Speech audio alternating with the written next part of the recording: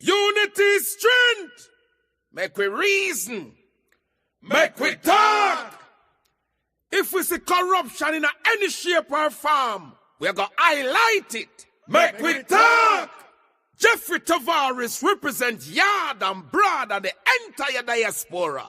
As long as it affects the life of our nation, uncover the truth, make we reason, make we talk. And we don't care about no vumva viva va, no upper echelon, nobody is not above the law. As long as it not help Jamaica, make we talk. Make we talk. Unity is strength. Make we reason. Make we talk. If we see corruption in any shape or form, we're going to highlight it. Make we talk. Jeffrey Tavares represents yard and broad and the entire diaspora.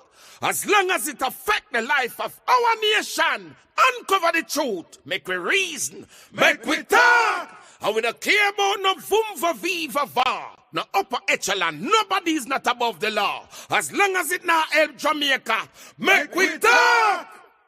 Make we talk. Unity is strength. Make we reason. Make we talk. If we see corruption in any shape or form, we're going to highlight it. Make we talk. Jeffrey Tavares represents yard and broad and the entire diaspora. As long as it affects the life of our nation, uncover the truth, make we reason, make we talk. And we don't care about no vumva viva va, no upper echelon, nobody is not above the law. As long as it not help Jamaica, make we talk. Make we talk. Unity is strength. Make we reason. Make we talk. If we see corruption in any shape or form, we're going to highlight it. Make we talk. Jeffrey Tavares represents yard and broad and the entire diaspora. As long as it affects the life of our nation, uncover the truth, make we reason, make we talk. And we don't care about no vumva viva va, no upper echelon, nobody is not above the law. As long as it not help Jamaica, make we talk. Make we talk. Unity is strength.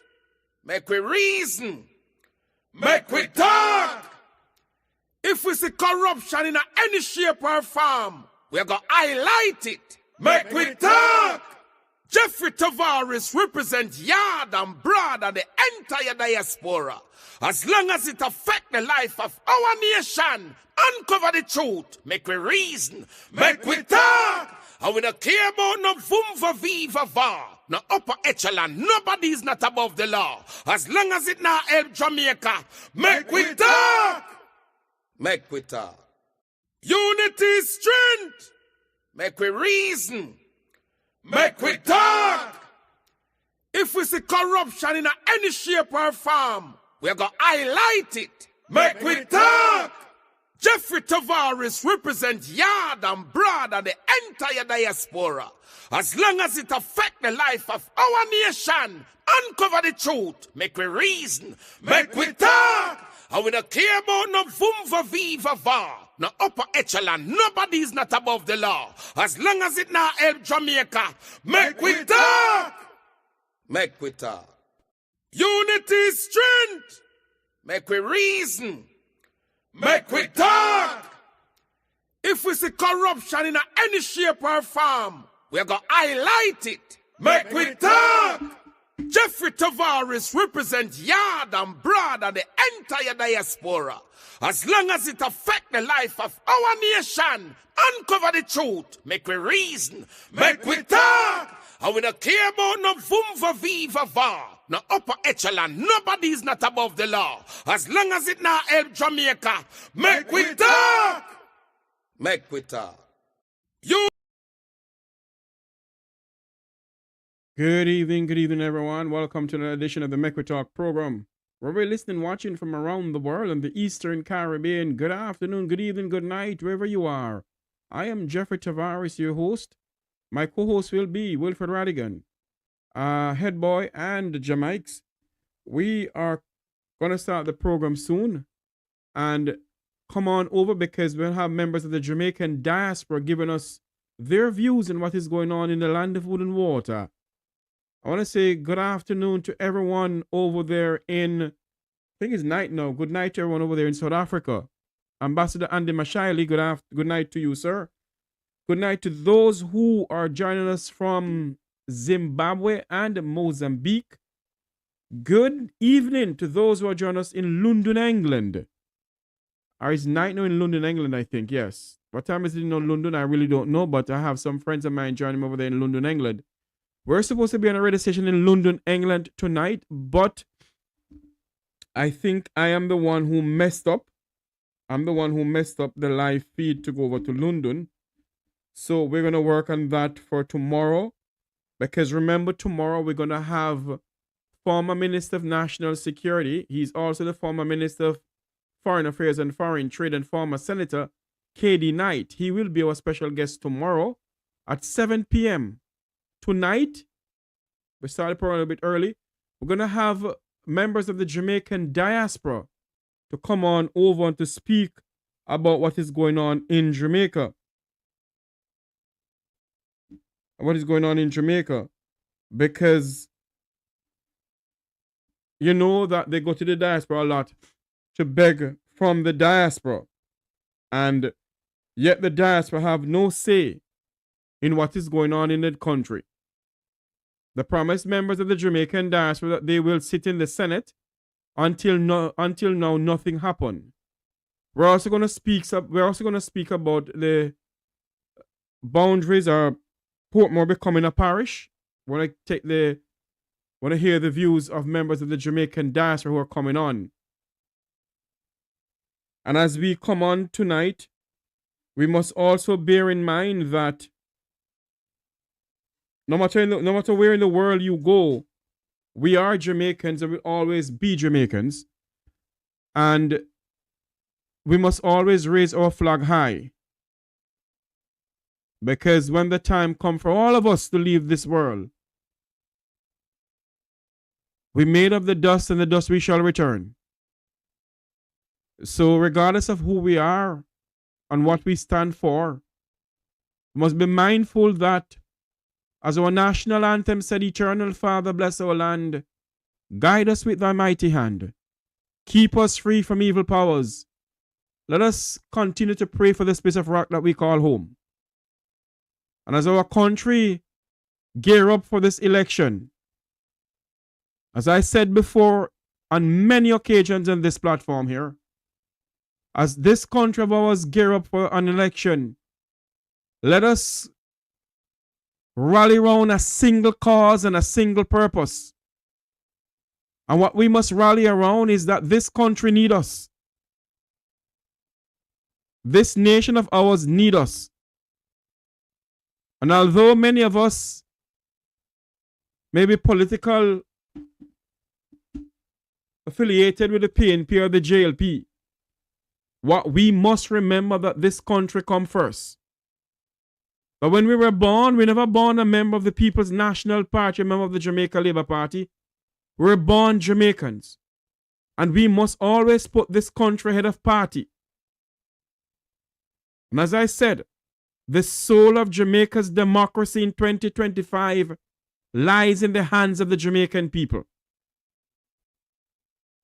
And as we start this program and gearing up ourselves for the next election in this country, go out there and make sure your name is on the voters list. Make sure your name is on the voters list. Make sure that when the time comes for you to exercise your fundamental right to vote, you can. As I always said, that crowd do not win an election. The massive crowd that you have behind you in a political campaign will not win an election. Will not win an election. What will win an election if you, the Jamaican people, get up, go out there and vote. Vote for what you believe in. Vote for a democracy that we so love. We must not vote for dictatorship. The last time I checked, this country was a modern democracy. And we must not vote for dictatorship. We must not vote for a wannabe dictator. Because many of them who seek the powers from the people end up turning a modern day dictator. Many of them who seek power from the people end up turning the security forces on the people. Many of them who seek power from the people end up infringing on the constitutional rights of its own people. Let us stand up for this piece of rock and demand accountability. Let us continue hammering home that we need to know what happened to $3 trillion. That we, the people, put you there. And we, the people, demand an answer from you. What happened to $3 trillion? We, the people, demand from you to release the SSL report. We, the people, demand from you that we must know what happened to $2 billion of taxpayers' money that went into SSL. We, the people, demand from you accountability. We, the people, demand from you the accountability in the construction of the Cornwall Regional Hospital. The cost over 20-something billion. And until now, the hospital can't be finished. We, the people, put you there. And we, the people, must take you down. And we, the people, demand from you answers. You had a conversation with the Secretary of State of the United States. You haven't addressed the nation with that. What sort of leader do we have? But the people who put you there, you have no scan regard for them. The people who put you there, you don't speak to them because they are beneath you. The arrogancy of this Prime Minister makes me wonder at times. In which modern democracy can you have a leader who go overseas and speak to other leaders and don't come back and update the nation? Many times I've seen the Iron Lady of the Caribbean, Mia Mottley, go overseas and come back and address the people of Barbados. But this Prime Minister believes that he is a bull duppy and duppy conqueror. That he must not respect the wealth, he must not respect the dignity of the Jamaican people. But the time has come in 2025. And many of you may say that I sound like a member of the People's National Party. I really don't care. But the time has come for us in this country, and those Jamaicans who live beyond the shores of Jamaica, that we must rise up and stand up for what we believe in. That we will not sit idly by anymore and take any dictatorship from this Prime Minister. What we must do is to say to him, enough is enough. Because we ask ourselves the question many times. They said $3 trillion is not accountable for. They said it's there. How long now? It's over how many months now that JAMT has bring out this to the Jamaican people? That $3 trillion of taxpayers' money has not been accountable for from the Auditor General. And neither the Minister of Finance, Favour Williams, nor the Prime Minister of this country can come and tell the Jamaican people what happened to that money. And yet, the budget is going to be read this month. And after the budget, I'm pretty much sure he's going to call the election. Are we going to sit down and allow this Prime Minister to call an election? And we do not know what the truth, where is it, the truth of the $3 trillion? Well, let me make a plea to the People's National Party. that if you should gain state power, if Mr. Golden and the People's National Party should gain state power, we are demanding of you, not asking. We're not asking you. We're demanding of you, with all due respect to you, Mr. Golden, that you must have a forensic audit into every single government ministries in this country. We must know where that $3 trillion disappeared to. And if the SSL report has not been made public by the time the election is called, we are demanding of the leader of the opposition, if he gains state power, to release the report from SSL. The SSL report must be made public. Many Jamaicans' money go down the drain. For far too long, politicians have allowed this Ponzi scheme to come into this country and rip the poor people off.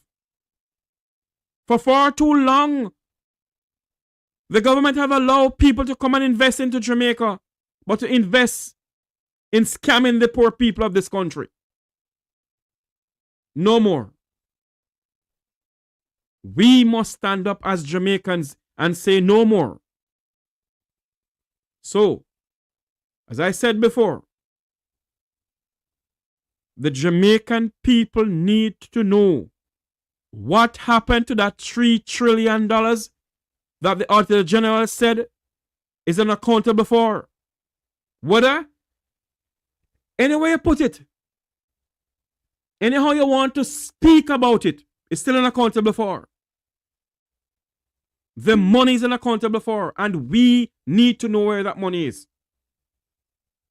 We the people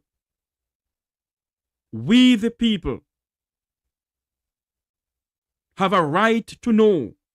We the people have a right to know what is going on in this country.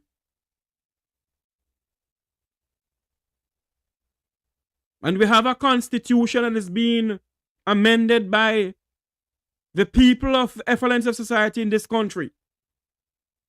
And a prime minister who believes that he must not answer to the people of Jamaica. A minister of legal and constitutional affairs, Miss Marlene Malahou-Fort. They have a bill in the parliament now. The bill should go through. Will there be a referendum? Will the people of this country have a say who's going to become the president of this nation? Or will they throw or push down our throat a ceremonial head? For far too long, we have not elected a prime minister of this country. And the time has come for us to amend our constitution. Then I have this to say, that the Jamaican people should have a right to who govern them. We should elect who govern us. We should elect a prime minister and a president. We don't want a ceremonial head. And that is why programs like these will continue to speak truth to power. Programs like these will continue to speak truth to power. We must demand of this government, and we must demand of the opposition, that we the people must have a say in who govern this country. Our present constitution don't give us the right to vote for a prime minister. Our present constitution give us the right to vote for parliamentarians. The Jamaican people didn't vote for Prime Minister Holness to become Prime Minister. The people of his constituency voted for him to become MP. And because he's the leader of the Jamaica Labour Party, he automatically become Prime Minister. The other 14 parishes did not voted for him. So in this present day, that we have this Westminster style of governing in this country, we, the people, must have a say. And what Rosalie Hamilton said on Saturday night on Wilfred Rattigan program, that the Jamaican people have the ultimate power to demand of their members of parliament, to push their members of parliament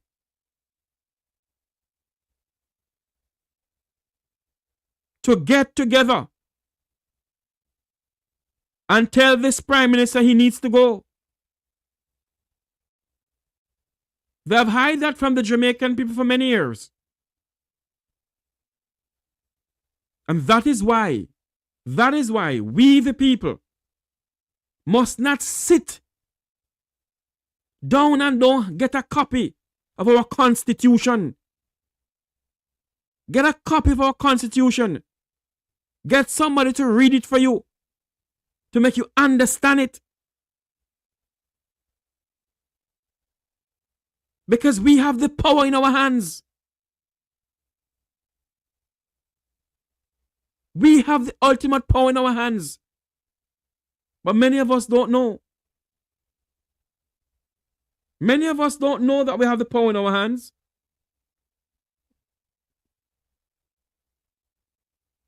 And that is why,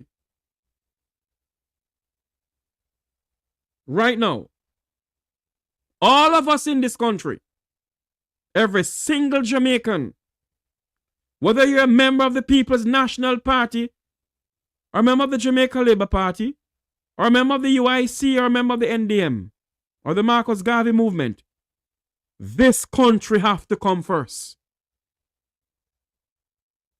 This nation has to come first. And we must put this country ahead of party.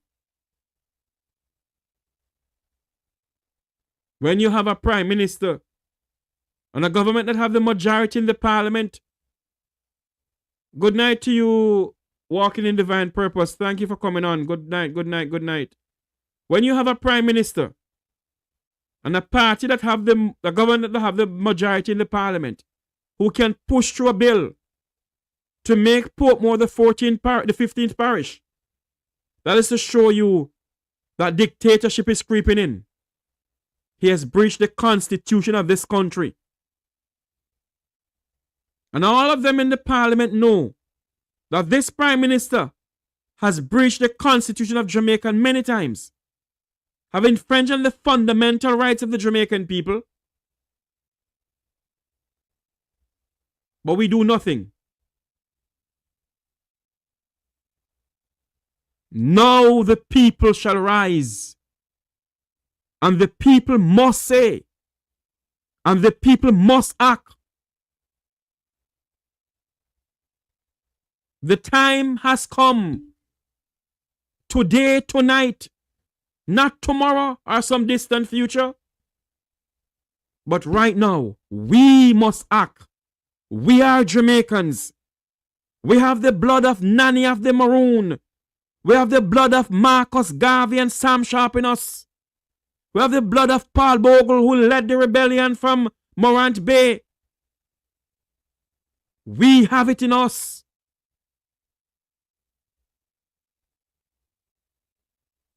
And we must say to them, we the people, not we the favored few, we the people. The most powerful thing that can ever heard, that can ever be spoken, is when you said we the people. We the people. We the Jamaican people, whether we live overseas or live on the shores of Jamaica, we the people. And that is why tonight we have members of the Jamaican diaspora speaking out. Whether we're going to speak about agriculture, are we going to speak about political system in our country? We're going to speak. I have with me tonight my good friend Headboy. Headboy, welcome to the program.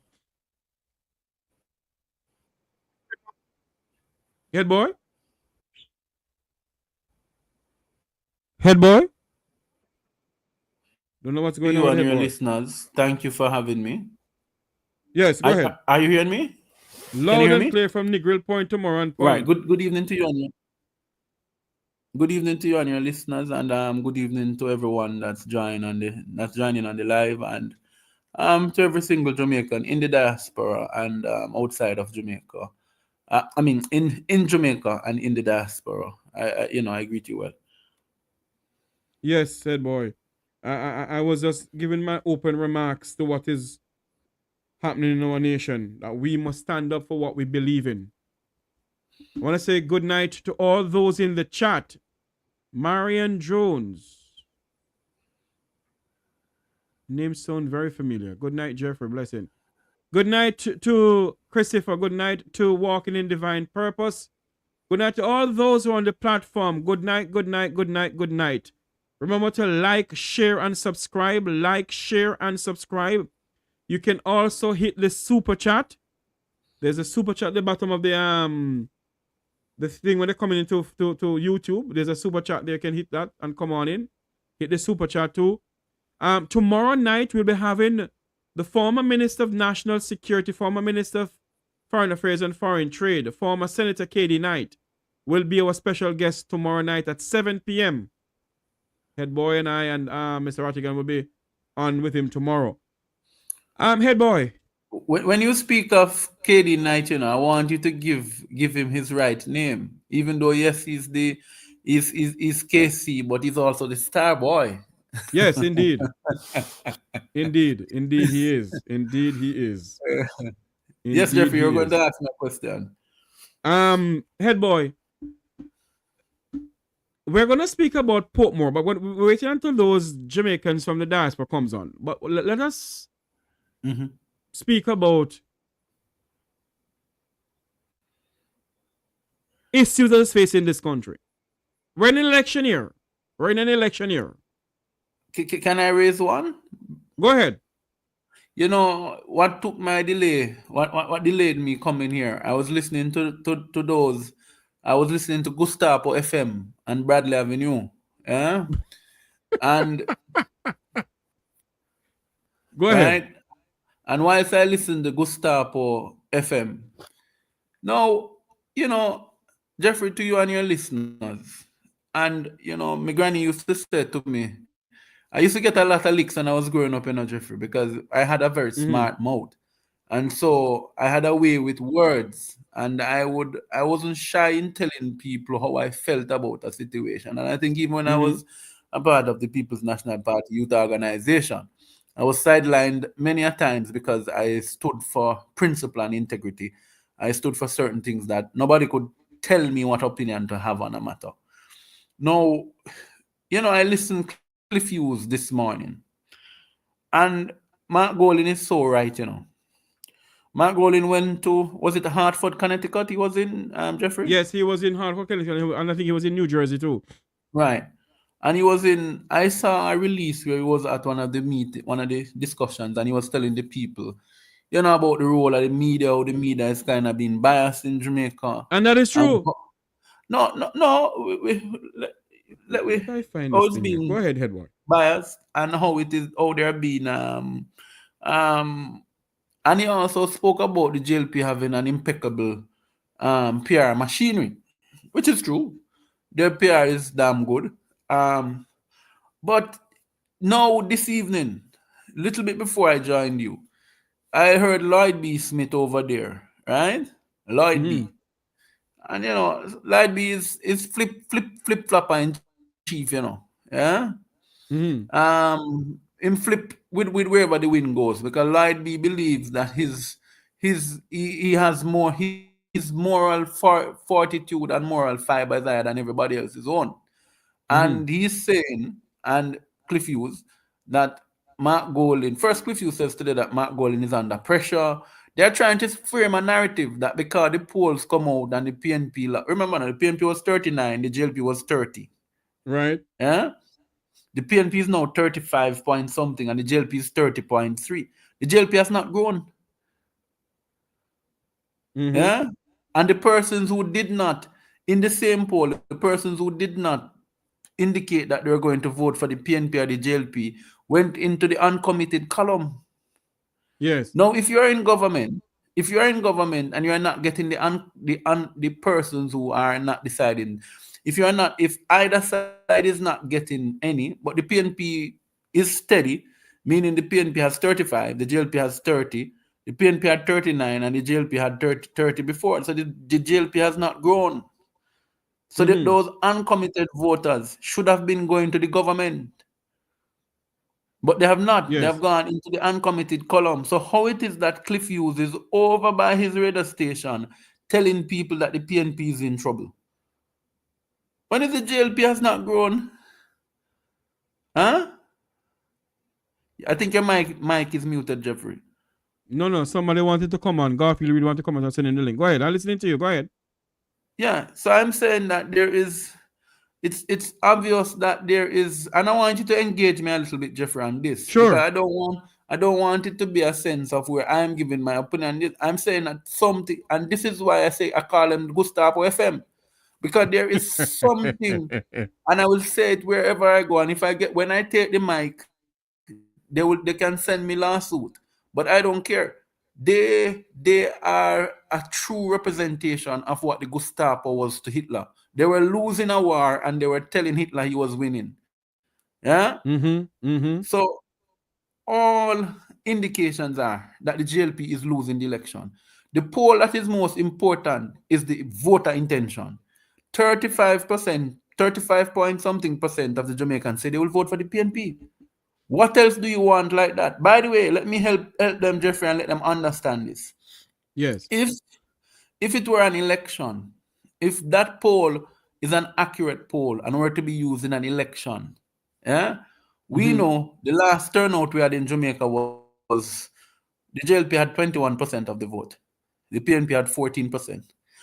The general election. That general election, by the way, is an abnormality. It occurred in COVID. It was called in the midst of a virus that affected one side, that made one side couldn't bring out its base. In all indications, if an election were to be called tomorrow morning and the PNP, we see the voter intention, we see about what, 40-something percent, 50-something percent intending to vote, 40-something percent intending to vote, it would be a wipeout for the JLP. Because people don't come to vote in a government. They come to vote them out. That's how Jamaicans vote. That's how they vote. That's how Caribbean people vote. They never come to vote in the government. They always come to vote them out. So, all the noise and fandangles, and I will take my break on this point, but all the noise, and when I say take my break, because I see we have somebody coming, but all the noise, yes. I will not believe anything coming from the Gustavo FM until I see an election that is hard, because these guys are clearly on a propaganda drive. You thought that the propagandas of Hitler and the propaganda of the Soviet Union was great? Boy, these guys must went behind the Iron Curtain and learn. Yeah. I see. Is this Garfield? Is this Garfield Reed? Yes, sir. In living colors. Yes, sir. Mr. Reed, welcome to the program, sir. Yeah, welcome. Thank you for your invite, and Headboy, the big boss. You want to chime in on what Headboy was saying? Well, of course. I mean, Mark Golden, the opposition leader, was in Hartford, Connecticut, obviously speaking to PNP supporters and the diaspora, I would assume. But Headboy, I hear what you all said. I hear where you talk about the polls. I hear that we all see that the polls did not move for the JLP and the PNP reduced 5 points in the polls. But Headboy, it is important that when we are speaking to people like the comrade leader, the opposition leader, and you are giving a presentation, you are being asked questions, you have to answer those questions literally, politically correct. Not that we need to lie to people, but based on what Mark Golden said in Connecticut last evening, that if Mark Golden says, listen, comrades, we have a difficult task at hand to gain state power in Jamaica for the next upcoming general election. But we have the work to put, we have to put in the work. And if we put in the work, we will overcome. We can become the government of the country. The narrative this morning would have been different, or today. But the mere fact, and a lot of people going to bash me, and the truth is truth. And Jeffrey, I'm going to give my honest opinion. When you literally says that what Mark Golding stated, and the truth is the truth, Headboy, that's basically telling the whole Jamaica, say, boy, I don't have it in me to fight. Hold on for me, though, Garfield. Hold on for me. In all fairness, let us listen to what the opposition leader said. I have the clip in what he said. Let us listen to it. Yeah, perfect. Play the clip. We have a very difficult task ahead of us. Yeah. But if Jamaica doesn't get a change of government now, I don't know what kind of state we're going to be. You know, because we have a corrupt government and a power-hungry government. And they're supported by the elite. And the media is bought out by them too. So it's not an easy road to trod the road that we are treading, comrades. It is not going to be easy to get them out. Because, you know, the news, the things that we put out don't get covered. You know, even today, there's a poll being run right now. It's an independent, I think it was paid for by some business people, a Don Anderson poll. The key metric in any poll is voter intention. Who do you intend to vote for? That's the key metric. Today, they published it on a Saturday, which is the lowest sales of any newspaper today, when it shows that the PMP is 5% ahead. You know, we were at 9 at the end of September, so we have come off a bit. The Labour Party hasn't got any of that. They are where they were. It's the undecided that have grown. In the meantime, they have had their conference, they have had the Spark program, they've had the Reserve Income Tax Credit, which is essentially a $20,000 grant to over 300,000 people. They've just been spending money to try and get themselves back to where they were. And we have been a bit cautious in putting out our ideas because we have found on multiple occasions that they tend to be appropriated by the Labour Party. And then there we have a very difficult task ahead of us. So tell me something now. What I want to find out this afternoon here. When Mr. Golding said that we have a difficult task ahead of us, and he said that the media in Jamaica don't cover some of the things that the PNP does. Is he lying or is he telling the truth? Well, okay. All right, let me answer. He's not lying, but what you are failing to understand, Jeffrey, is that when people hear one thing, people just run with one narrative. And when you have a system in play that is going to pronounce on a particular narrative, that is what going to sell. I will tell you this. If Mark Golding had gone to Connecticut and the comrades there that donated to him $500,000, that narrative... Is that so? Oh, no. Listen to what I'm saying. If he had gone there and he had amassed $500,000 in donation from the comrade there, that would not come broadcast this morning in Jamaica. Because that is a good thing. That is not good. Hold on there, Garfield. You believe that if Mark Golding went to wherever he went to and get $500,000 donated to the People's National Party, you believe that the news outlet in Jamaica, some of them would have carried that news? No, they would not. Oh. No. If somebody that involved in some form and are being a suspect in some illicit behavior, and they had gotten that money from that individual or entity, or that person was always involved in some chicken business, the news media would have carried it. Mm-hmm. But if the residents of Hartford, Connecticut had donated that amount of money and a mass residents, they wouldn't have brought that. So my point in this, Mark Golding needs to be guided.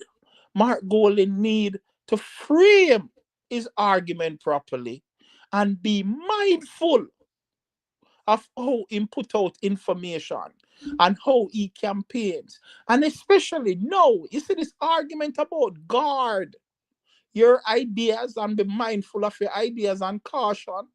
That argument should have never been mentioned. You are the opposition leader. You are the alternative government.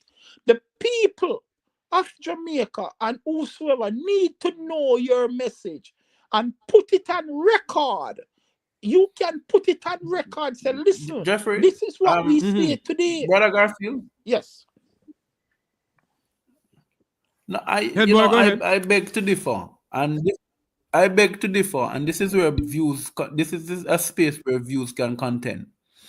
You see, we have to understand that Mark Golding is not a politician, which is not a bad thing. Yeah? And let me tell you why. And I don't want to compare Golding to Trump, because Trump is in a total different. Jeffrey, I want you to listen to me on this point. Yeah? Because it is important that we set the narrative correct. So Mark Golding is not a politician. He's not a playbook politician. He's not a power-hungry politician. He's not a politician who has come up in the system, who has been entrenched in the system like a wholeness, who has never done any job else but being a politician. The truth be told is, what Mark Golding said in the diaspora, I don't see the reason for people to be responding in that way. He made statements of facts. Has the PNP gone from 39 to 35? Yes. Is that a bad or good thing? Depending on how you interpret it. So, and I'm not defending Golding. I'm one of the comrades who tend to be more critical of the PNP when things happen. Right? Because I believe on the communication side there needs to be some improvement. But I'm saying that this is much to do about nothing. And by the way, it was very good that he highlighted some of the issues he highlighted in the diaspora, so the people in the diaspora could understand how serious this election is. And when you listen to him, if you listen from a perspective of trying to understand where it's coming from, this is in fact a serious election. This is in fact an election that the PNP cannot afford to lose. The country, the diaspora cannot afford to have the Jamaica Labour Party win the election. Now, if one says that his tone sounds desperate, I didn't hear a sense of desperation. Don't listen to Cliff Hughes, right? And that is the point. I'm trying. 1 second, Jeffrey. That is the point I'm trying to make. Cliff Hughes and the surrogates from the Gustavo FM, right? They have one narrative over the next 6 months, and their narrative is to paint everything that is negative about the PNP. Did you see Cliff Hughes today? I listened to the same station that carried this piece of thing that come from Saturday. They did not carry one major aspect of the Portmore discussion, except Dr. Dahl saying that he wants to turn Portmore into a health city. Yeah. So we need to stop this nonsense and stop allowing these people to frame our narrative. What Mr. Golding said, he's not a politician. He spoke truly like a CEO, like a leader of a company who looks at the company and says, look here, the company lose some points. These are the issues facing the company, but with your help, the company can grow. Yeah? Yes. Not a politician. I have so Sam online. Sam, go ahead for me. Good evening, Mr. Tavares. Good evening, Garfield. Good evening, Headboy. Yes. I will back Mark Golding and the PNP for decision them take and not telling them manifesto until the date of election be announced. So let me ask a question though. Hold on for me, Sam. Let me ask this question though. Yeah. Over the many years in this country, the Jamaican people go by the manifesto to decide their vote. Don't it look bad now? It doesn't look good in a sense that we do not know what we are voting for? Mr. Tavares, tell me which government released a manifesto before election announced. You tell me which government. Well. When Andrew Wallace announced the 1.5. So let me, hold on there for me. Let me ask you a question. Him announced it after election date was announced. No government really success with announce their manifesto before. No. Hold on there. Announced. So you're saying to me when Michael and Eddie was running Jamaica, they never released a manifesto at all? Those people never voted for a manifesto. No, I'm asking you a question, Sir Sam. Yeah, what I'm telling you in those days. Hold on now. Back in the days, did Michael Mann and Edward Seaga release a manifesto? And I tell you, Mr. Tavares, those people never voted for manifesto. No. I am asking you a direct question, sir. Yes or no? When Michael Manley and Edward Seaga was running this country, did they release a manifesto to the Jamaican people? Yes or no? No, sir. So all along, hold on there. All along, we only left voting when the hell we have vote for? That's how Jamaica vote, Mr. Tavares. You tell me which manifesto any of the political party announced before the date of election and win by it. You tell me one. So that is why this country is where this country is. That's why I'm telling you. God help us. That's what I'm telling you. If you want all of Michael Manley achievements, it's after when those things announced. Those announced before. He announced a basic thing like people get good pay. I announced those things, right? But to be mindful like the O's in trust and them things there. Never announced in when my campaign. God help us. Hold on there. Not those things. Hold on there. Right? Hold on, Headboy. And a very few countries in the world, right? Vote of a manifesto. Then was a word of the mouth delivery. So hold on, I'm gonna ask a question now. 1 second, Jeffrey. Let Headboy come on in. Hold on for me, Headboy. Let it come on, Headboy come on in. I know I have Sir Victor Cummins waiting in the background at 7 o'clock. We're gonna have Sir Victor Cummins come on in. And Sir Victor Cummins, Cunningham rather, is a former state minister in the Ministry of Agriculture and Lands. We're gonna have him come on in and to speak to us his views on what is going on in Portmore and his views on the agriculture sector in Jamaica. No, you mean Victor Cummins. You mean Victor Cummins, not Cunningham. Yes, Victor Cummins rather. Cummins, sorry. Yes. What am I saying? Former MP for Central Kingston. Yeah. Right. And I can tell you that none of the government them that 1 second, Sam. 1 second. Hold on for me, Vic. Hold on for me, Sam. Let's Headboy go ahead. No, I am saying, Jeffrey, and with Sam, I am in total agreement in what Sam is saying. There has been over the period of time manifestos published, but Jamaica is not a manifesto country. By the way, if you were supposed to vet Clark's in 2020 versus the PNP manifesto, the PNP had an effective manifesto. Dr. Phillips spent 2.5 years whilst being president drafting up manifesto, looking at different things, having Damien Crawford running that, and the PNP still lose pan a good manifesto. And Andrew campaign pan Clark's. Yeah? But aren't we in a serious problem in this country, Headboy? If 18% of the students in a school left there, if only 18% are come out of the high schools with sufficient qualification for university, only 18% of them are going to university, make it through to university. If another 70% of them finish in primary, 30% finish in primary school and the high school can't read, what do you expect? Must be a problem. So this notion about manifesto is really for the Vumvavi and the Vumvavam. Right? When I say so, 1 second, let me take back that. When I say for the Vumvavi, I mean the educated class. It is for those who question things more, who is more literate. But the ordinary Jamaican don't give one. What they're going to tell you is how can the manifesto name? So you're saying to me, Headboy, the trenches. so you're saying to me, Headboy, that the manifesto is for people like me and you? Yes, who would interpret the manifesto and say, well, the JLP have a better manifesto? I wonder if I would have given them a chance.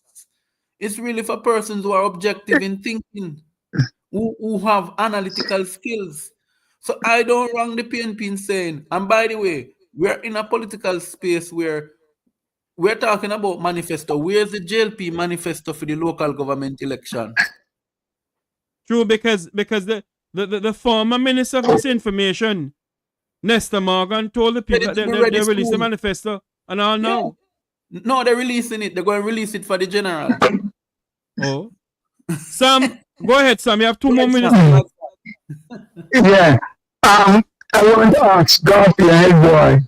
If they can tell me one thing in the government manifesto that people have voted on. The 1.5 billion people vote on, it was not in their manifesto. It's long after the election call, get election call, Andrew Wallace, them going to Maitland, draw around 3 years ago, and take that out of it. Oh.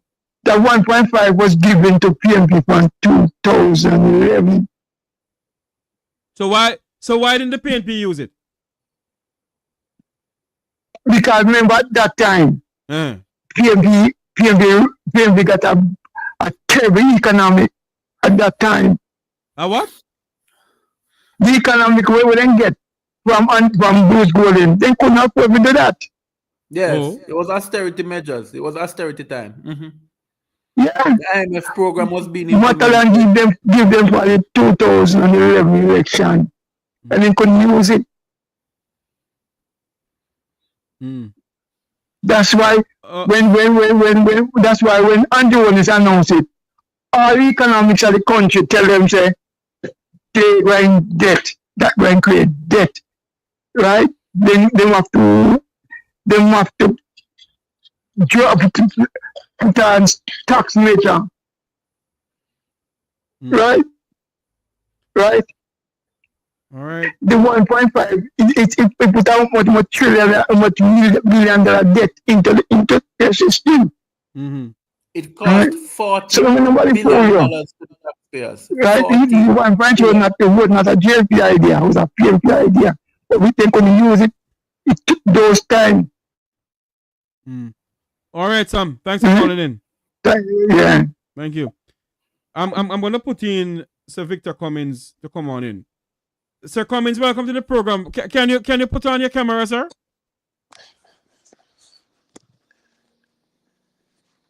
There you go. And I have to put on my glasses because yeah, man, put on the spectacle. Yes, put on the spectacle. We can take off this thing that we can see you properly. Hold on there. Let me greet my friend and brother Victor Good. Who is this? Good evening, Victor. Yeah, evening. I don't have my face up, but you should know the voice. I'll reach out to you privately and tell you who it is. We have with us which phone number you have, because my US phone, I think I left it in the office. Hope you have my Jamaican number. No problem, Victor. We have a mutual friend. No problem. Good. We have with us former Member of Parliament, former State Minister in the Ministry of Agriculture and Lands, a Jamaican by birth, neighbor string planter, Jamaica. Downtown Kingston. I'm not taking any more calls. I am not taking any more calls until later on. Not taking any more calls right now. I want to welcome you to the program, sir. Thank you. You have served our country well, and I must lift my hat to you, sir. Thank you for the service to our country. As a former, tell us who Victor is. Well, when you said all of that, I'll tell you that the position that I enjoyed the most was when I set up National Solid Waste Management, NPM back then, and being a KSAC counselor. Because, I went home, I'm looking at the 1990. And for me, it was about serving the people. And people thought I was crazy when I was born downtown. So when I came back, I went and lived downtown in the inner city. But anyway, I guess I need to start working on the book. But you want to talk about Portmore, which is really what, because when I was there in Parliament when the Municipalities Act that created, or rather I should say. So Victor, before you get into that, I want you to tell Jamaicans who Victor Cummins is. Apart from living downtown Kingston, you have done a lot in this country, in the political arena of this country. Tell us who you are. I say that I've done a lot more in the service of my country rather than the political arena. Because remember, I was I remember where the Gleaner had the cartoon where I was unceremoniously bounced out of the constituency. I still have all of those in it, but and, when that happened, you serve under the Portia Simpson-led administration, eh? Yeah, man. I was before that. I was a big supporter when friends were few and far between, as they're supporting Portia, helping draft her speeches and everything. Because I like the community. And, well, you want to know, I was born in Jamaica, downtown. And early, my father took all of us. I'm the eldest for my father and the fifth child for my mother. So I had older brothers, so it took us, and we grew up in New York, in the projects in New York. I was up there the other day and I was saying, boy, I remember when rap music started. We lived up there in the South Bronx, and we weren't allowed to go downstairs, but we could stay upstairs and hear the music. And I went to Brooklyn Tech. I was downtown Brooklyn visiting my children. Boy, has it changed. So and then off to college and end up law school, Cornell. And in 1990, one of my older brothers was killed. And I came down for the funeral. And I spent 2 weeks traveling all over Jamaica. Because, I hadn't really seen Jamaica from I left as I was like 7, 8 years old. And so 20 plus years come back and I just traveled and I never left.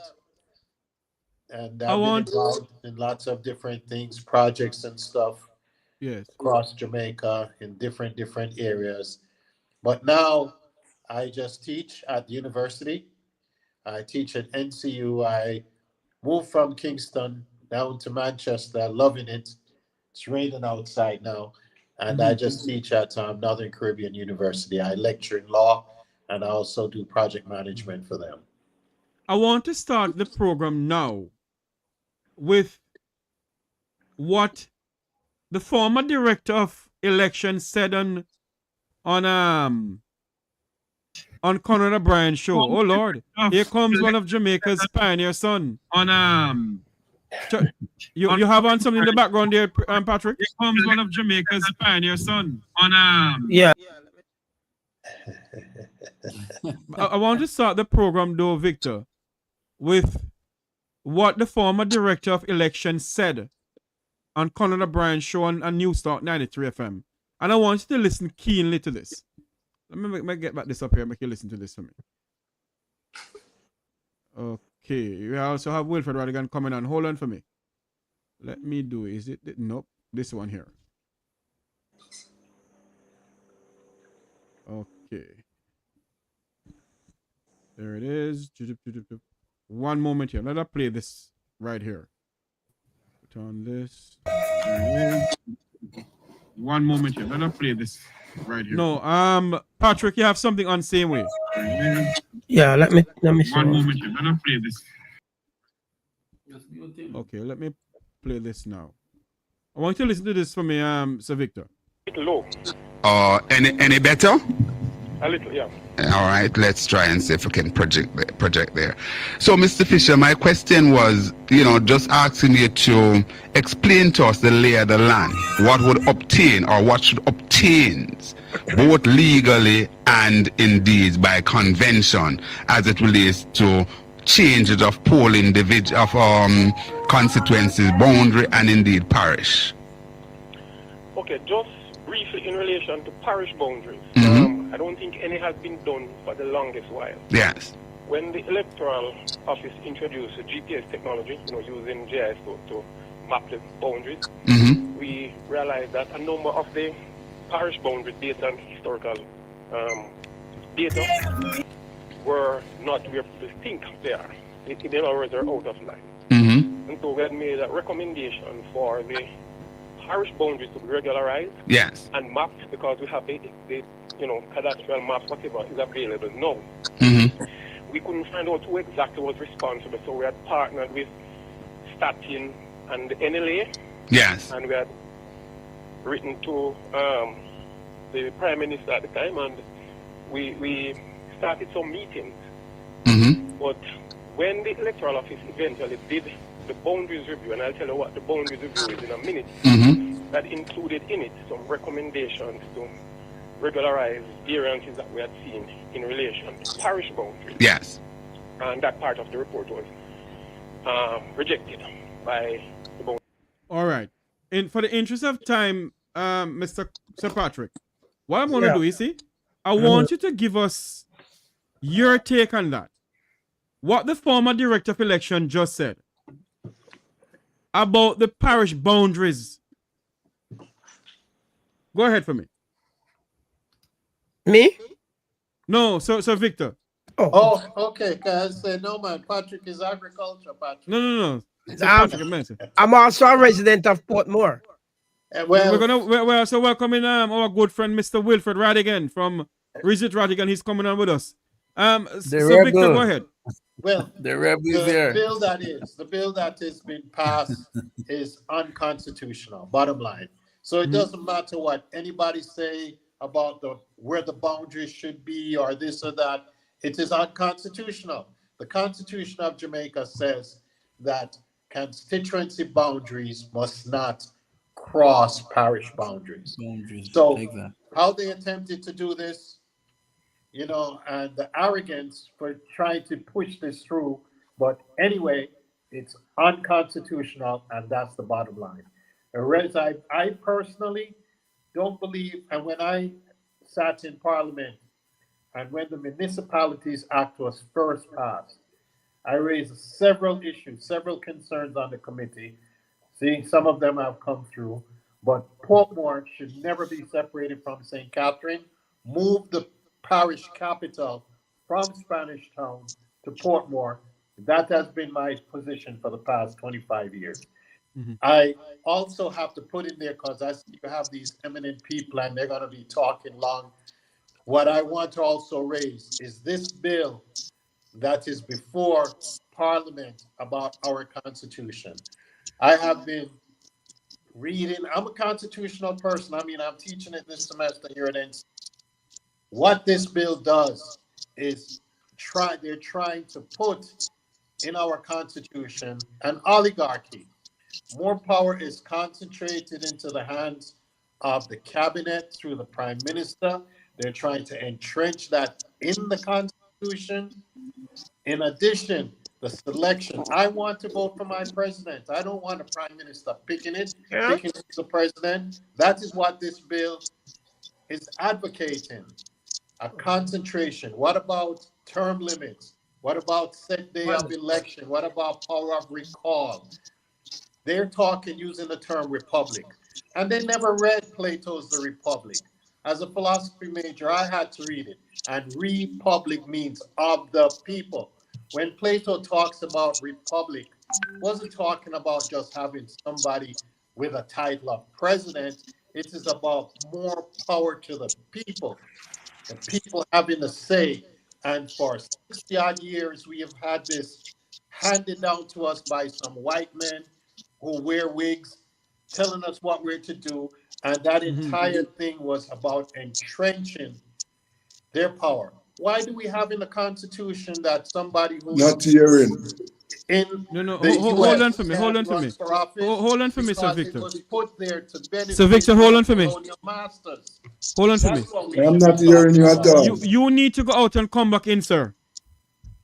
Oh, me? No. Dennis, you need to go out and come back in. Go out and come back in. Come back in with your mic. You know, that is really where this Portmore thing, gerrymandering, whatever reason, but it's illegal. It's unconstitutional. So the argument ends there. And I'll be surprised if the court approves it and let this goes forward. And that is the approach that must be taken, that it's unconstitutional. But we almost must be talking about this bill that is before Parliament. I want a referendum to vote on what it should be. And if that is what is, I'm voting no. I mean, people aren't paying attention. When constitutional reform, you're concentrating more power into your hands. So whoever is the prime minister, and when he picks his friends who have funded him and whatever, they have more power, an oligarchy. That's what is being attempted with this reform, this document. No, and that is really where you should be talking. But that's my 2 cents. Let the other. Yes. Mr. Dennis, Mr. Richards, are you hearing us? I'm hearing the volume is low. It's coming from your end. It's coming from because I'm hearing you loud and clear. Are you hearing me? Loud and clear. You have to go out and come back in. Go out and come back in.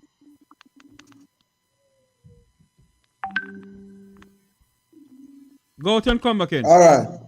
Mr. Okay. Rattigan, let me go. Okay. Mr. Rattigan, your views on the clip I just played where the former director of election was just speaking.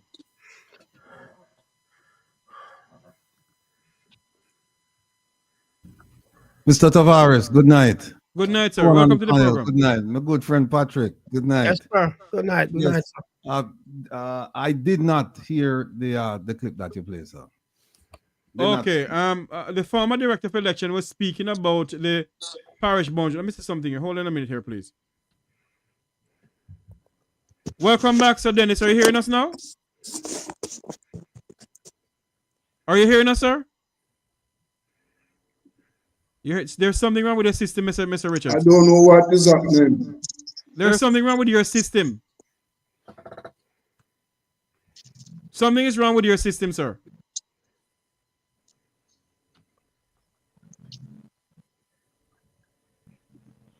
Are you hearing us, sir? No, you're not hearing us. Yeah, Mr. Rattigan, let me play back what Mr. Glaspel. Not Mr. Glaspel, what Mr. Headboy? I'm here, brother. I'm here. I'm hearing you loud and clear. You heard what the former director of election said, I'm here, brother. I'm here. Mr. Fisher. You heard what somebody's playing something in the background. You heard what Mr. Fisher said, Headboy? Yeah, we spoke about it last week. Mr. Rattigan, we spoke about the same thing last week. That you know, let's be real. And I want to congratulate and thank you very much, Sir Victor Cummins, for your arguments, because we have been exposing the same arguments for a while.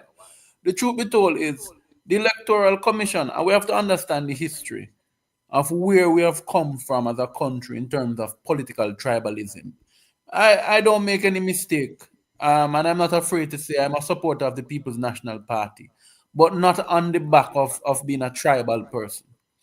No, the truth be told is we must be fair. You can't take unto yourself powers that belong to the ECJ, right? And this was the fundamental issue I've had with the issue in terms of Portmore. And Victor said it, a constituency cannot fall in you can't have parish intersecting constituencies, right? That is why in places like Southeast Sentan, you have Southeast Sentan have Guys Hill, but that is in the Sentan side. So the boundary for the parish ends right there. And the boundary for the parish on the St. Catherine side ends there. And the boundary for the St. Mary parish ends right there. So as to ensure that you have the constituencies delineated properly. So we have to be serious about what we're trying to do. But what is happening in Portmore is an attempt to reverse the decision by the people of Portmore to have supported the duly elected mayor in Portmore. And it has nothing to do with wanting to bring development to Portmore. Because why then would Andrew Holness in last year have Maitland Edwards running an election if it were that he planned to have made Portmore a parish? That's the first question we must ask ourselves. So there is something seriously wrong with this. And I am saying nothing is wrong with Portmore eventually getting parish status if that is what the people of Portmore want. But at this time, the elements that would make a parish does not exist in Portmore. Yeah, and Portmore's unique position of being one of the only municipality in the English-speaking Caribbean, largest, by the way, we must respect that. So I'll hand over to you to my more erudite colleagues. But this matter is a matter that requires that we become very serious, because it's constitutional fiddling and constitutional bungling must stop. We have a government that does not respect the Constitution, and I'm sure Wilfred Rattigan will deal with them where that is concerned. But we have to respect the Constitution. It's our premier document. It's not something you can just throw out a road and fling away. We must respect the Constitution. So, gentlemen, I hand over to you. I'll also add passing a law, and then because you get caught with your pants down, challenging the law that you passed. Patrick, you're from Portmore. Your views on that?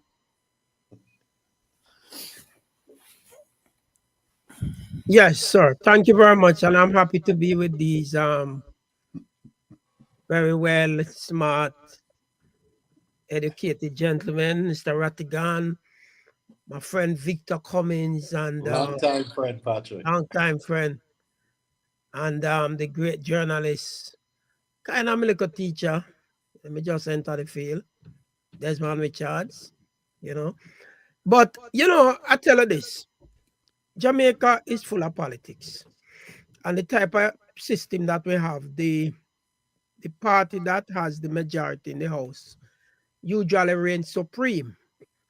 And they would have done something similar to take advantage, like what obviously the JLP government is doing. No matter how you take it, they all take advantage of a situation.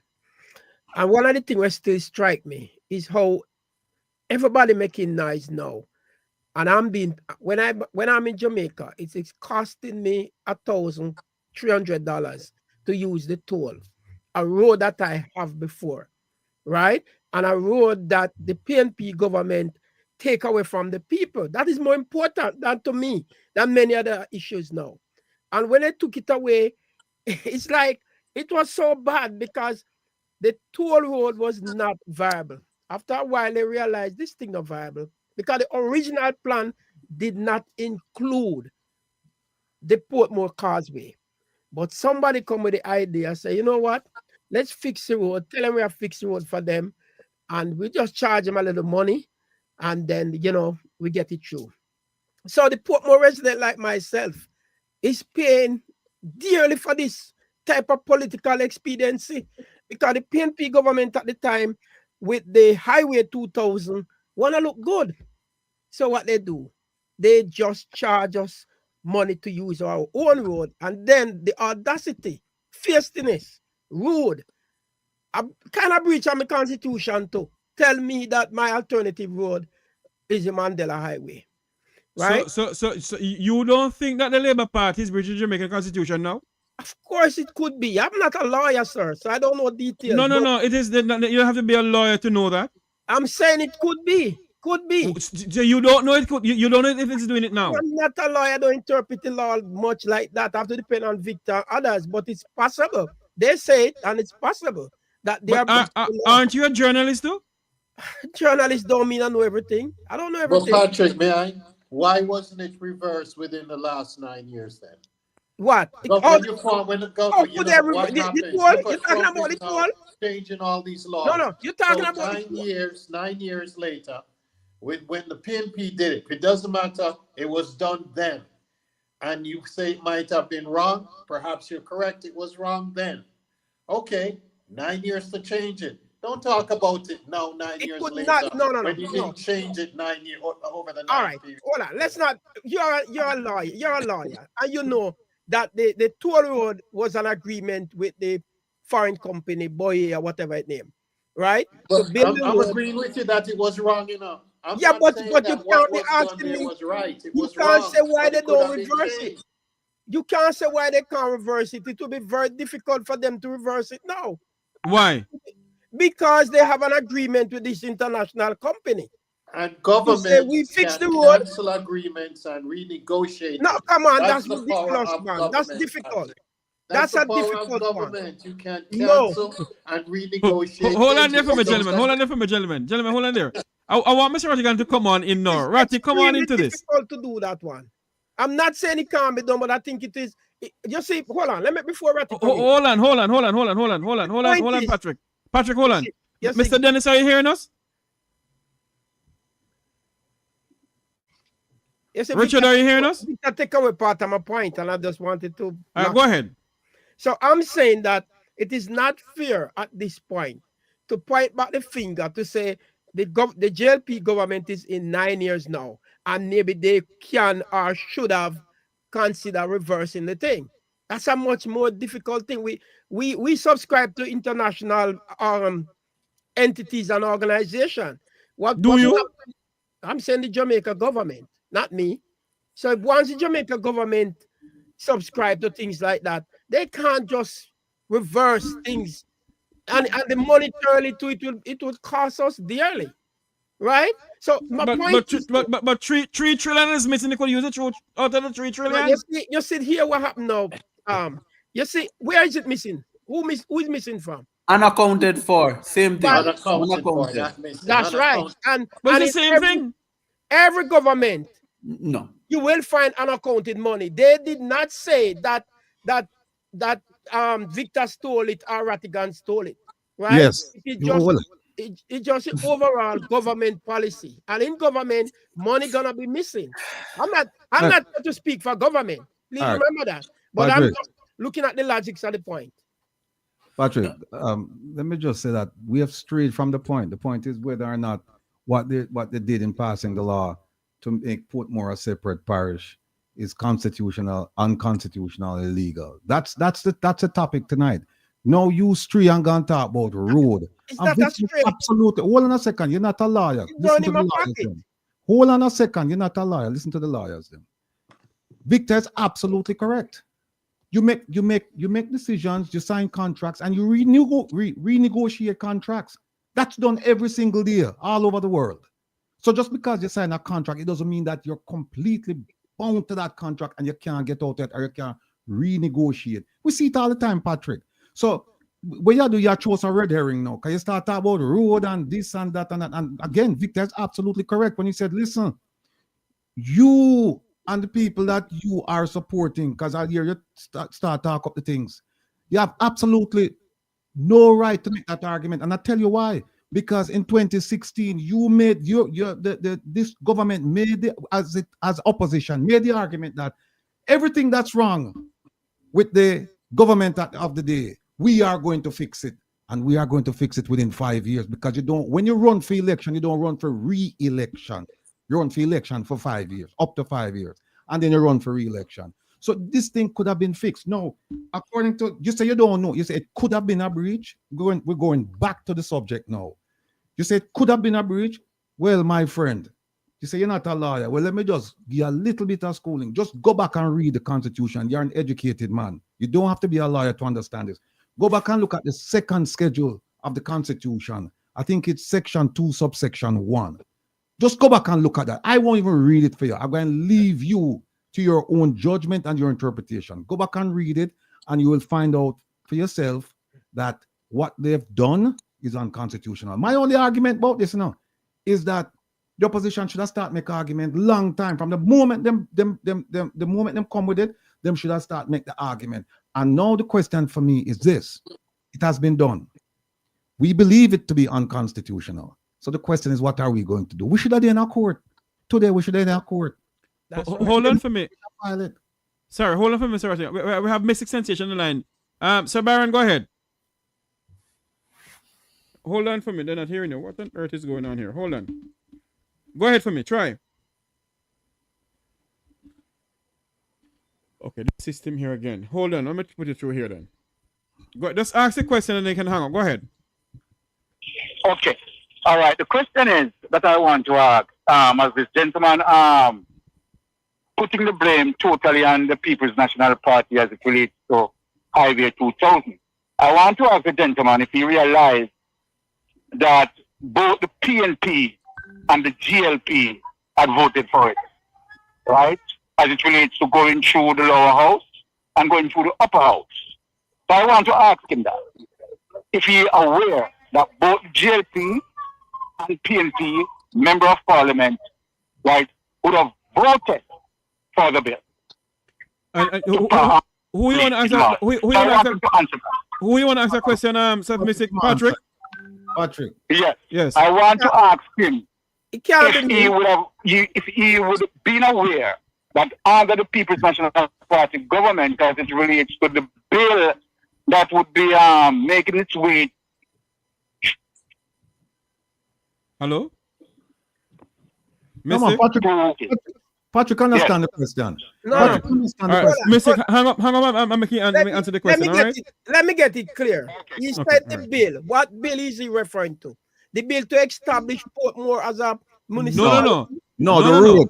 What bill? The road that you spoke about. Yes, to do what? To establish the road?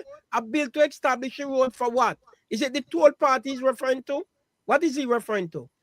Patrick. Let's get it. Let's get it clear. No. Hold on. Listen to me now. Yes, sir. You were the one who said on the program about you paying XQYZ for the road. Right. And you said, hold on there. Mm-hmm. And Victor said, so you said that they could no, Victor said to you that they could negotiate it better, don't it? Yes, Victor said renegotiate. And you said that can't happen. No, I said it would be too much of a difficult Patrick, that is why we have a body called government. You know why? To make the tough and difficult decisions for us as citizens when we vote them in. So the idea that you say it's too difficult so look here. meaningless. I agree. And I agree with you all. But the point I'm raising now to you is that all the issues that surround the Portmore now, the maybe gerrymandering, the people, one party taking advantage of the next, all of those things are important. But to me, the most important point is when the government make the decision to toll my regular road. That's what pisses me off up to now. The rest of it, okay, so hold on there. Can be corrected. So hold on there. Can be corrected. The other matters can be corrected. So hold on, Patrick. Hold on. Yes, sir. Before we say anything else, Mr. Desmond, you hearing us? Something's wrong with his system. So let me ask that question then. Mm-hmm. So why didn't you come up and speak about it? Have you spoken to anybody in the Labour Party about it? What do you mean? I don't understand the question. Speak to them about what? The road. You're complaining about the road. Labour Party at the time did make a big issue about the toll. So have they done anything about it since they're in power? They made a big issue because... Have they done anything about it since they're in power? Obviously, I don't know what has been done. I don't know if any effort have been taken and they realize that it may be too difficult, it may be too costly. I don't know. But all I'm saying Jeffrey, to you, go ahead, Jeffrey. What is going on now? One second, Patrick. 1 second. I want to debunk, and I think the people of Portmore must not be woodwinked by arguments like this, which says that this thing cannot be negotiated. And let me tell you why. There's a company called Trans-Jamaica Highway that's listed on the stock exchange in Jamaica. There's a company called NROC, which was created to manage the government's assets in relation to highways. Yes? Did you know that in 2018, 2019, when the world's best finance minister, Nigel Clark, was Minister of Finance, there was an IPO call for Trans-Jamaica Highway. Do you know that in the same agreement with Boye and Vinci Construction, which is now supposed to be building Rio Cobre, that there was a buyout that could have happened? There was a because I've looked at the agreement. I went back to look at it the other day because remember we're having the same discussion, Mr. Rattigan, and I said I would go back and look at it. What I found is that in the same agreement, the government shares in Trans Jamaica or NRAC, the shares that NRAC have in Trans Jamaica, they could have used it to repurchase back the leg of the Portmore Highway. They could have used it. You know what the government is doing now with its shares in Trans Jamaica? They're selling it. Selling them. Yes. Which is crazy. They should be No, using they're trying to expand ownership. They're trying to let other people be part of it. What's wrong with that? No, Patrick, what I'm saying those shares could be used to repurchase the Portmore leg if they wanted to do it. But you know why they don't want to do it? Because it has become a cash cow. The highway generates 51 million US annually for the country. Thanks And to the there are PNP. persons like banks that have their pension funds invested in it. Yeah. Right. So when you are making it look, why Mike Henry was supposed to be the best minister of transportation and supposed to be a man after the people's heart. When him go there, him never mentioned one day about the highway. Because there's a lot of these guys in Jamaica who have invested in companies that have invested in Trans Jamaica Highway. So I just want to make that point that this thing, because it was almost the end of the agreement with these guys. The agreement was for 35 years. Yes? Yes. Yeah, but you see the point you're missing, Cowboy, is that Headboy. I like the name Cowboy. I'll take that one too. Right. The point you're missing is, yeah, you buy it out. But what about the construction of the leg to avoid the Portmore Causeway? That is a piece that would have to be constructed, and that could cost a lot of money, right? Because remember, the original plan did not include the causeway, none at all.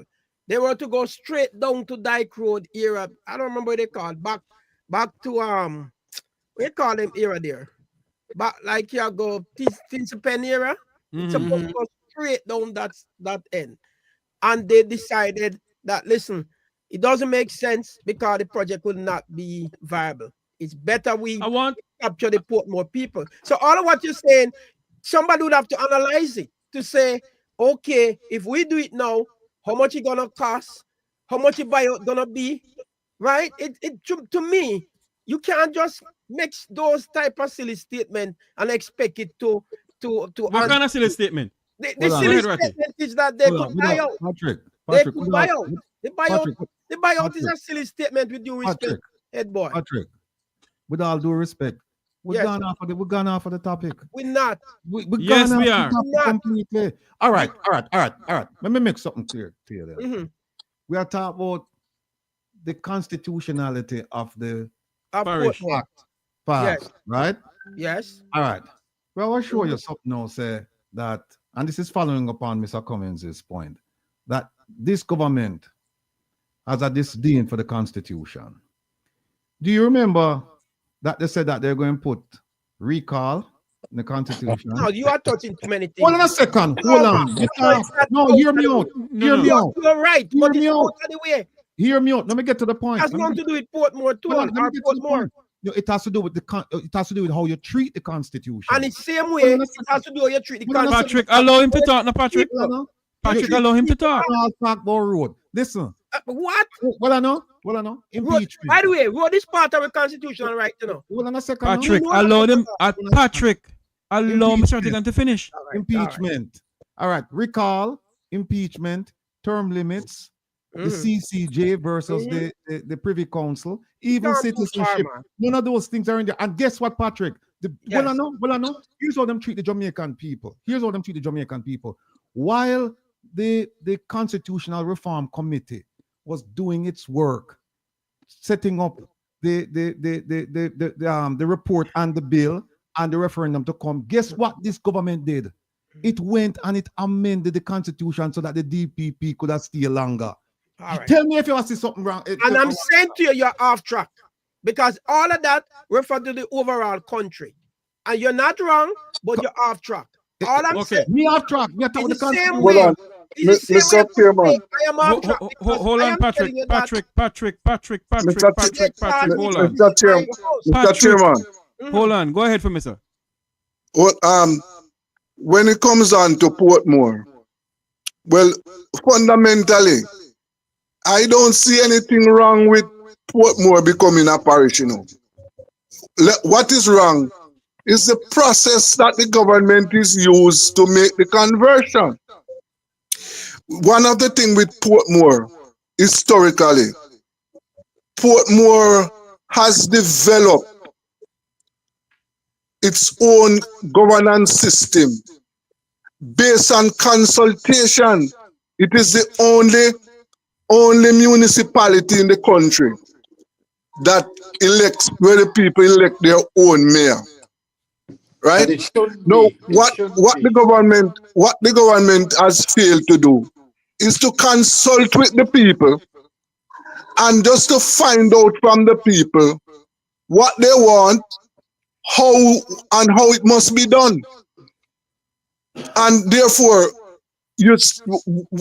what they have done so far to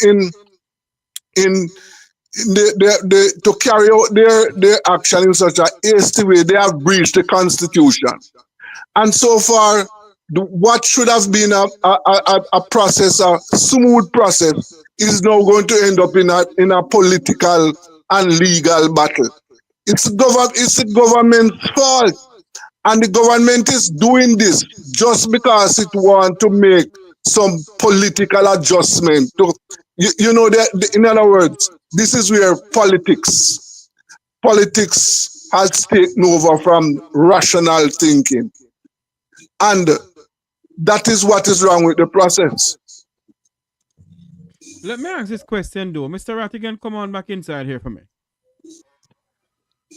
It seems as if, and I'm going to say this because I don't think Patrick understands what is going on in Portmore and what the government is doing.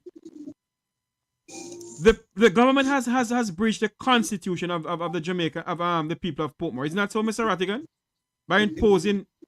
Indeed, second schedule of the Constitution, Section 2, Subsection 1. So tell me something now, Mr. Rattigan. They're pushing a parish on the people. There is no hospital. As a matter of fact, I want to play something here for you. Before I go any further with this thing, I'm going to play something here. I want to play something here. People may say this is political, but we need to listen to the history of how Portmore started. And not only that, this video here, before I play the history about Portmore, let's play this video here of Jamaica's Prime Minister over Portmore now, showing off this housing development that majority of the people of Portmore can't afford. Watch this video, Mr. Rattigan and Mr. Victor. No. I'm not in Oakbridge in Fort Lauderdale. I am at Oak Estates in Bernard Lodge in the parish of Portmore.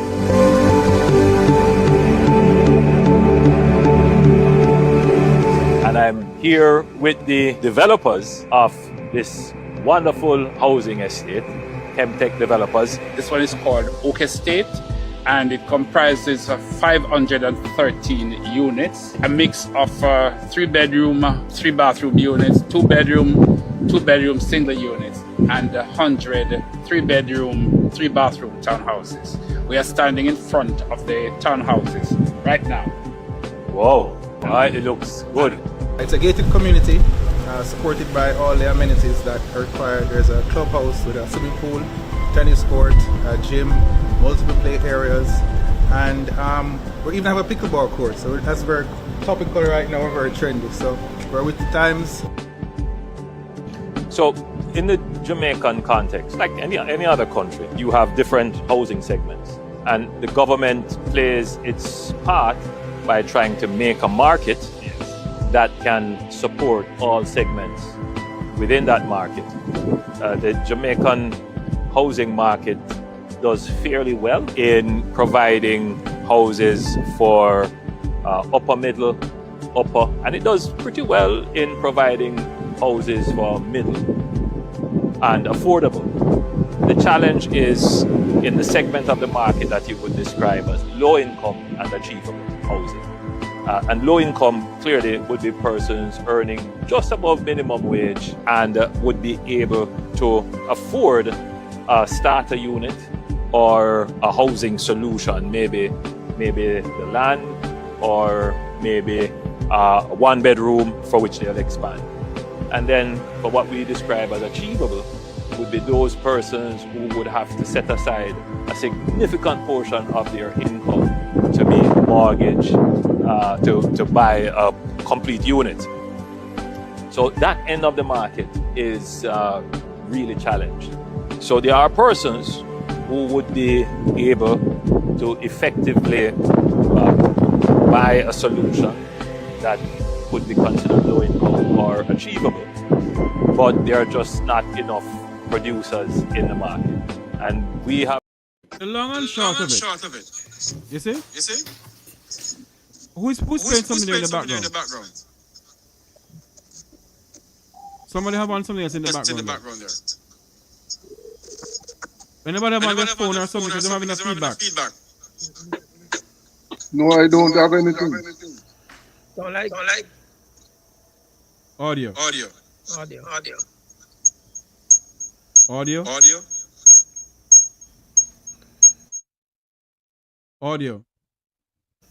So Victor is you. No. I don't know. There's something with the crickets. From you. No. There's something coming over from you. I mute you and it stop. I mute you and it stop. Mr. Rattigan, what is your views on the premise of showing those houses?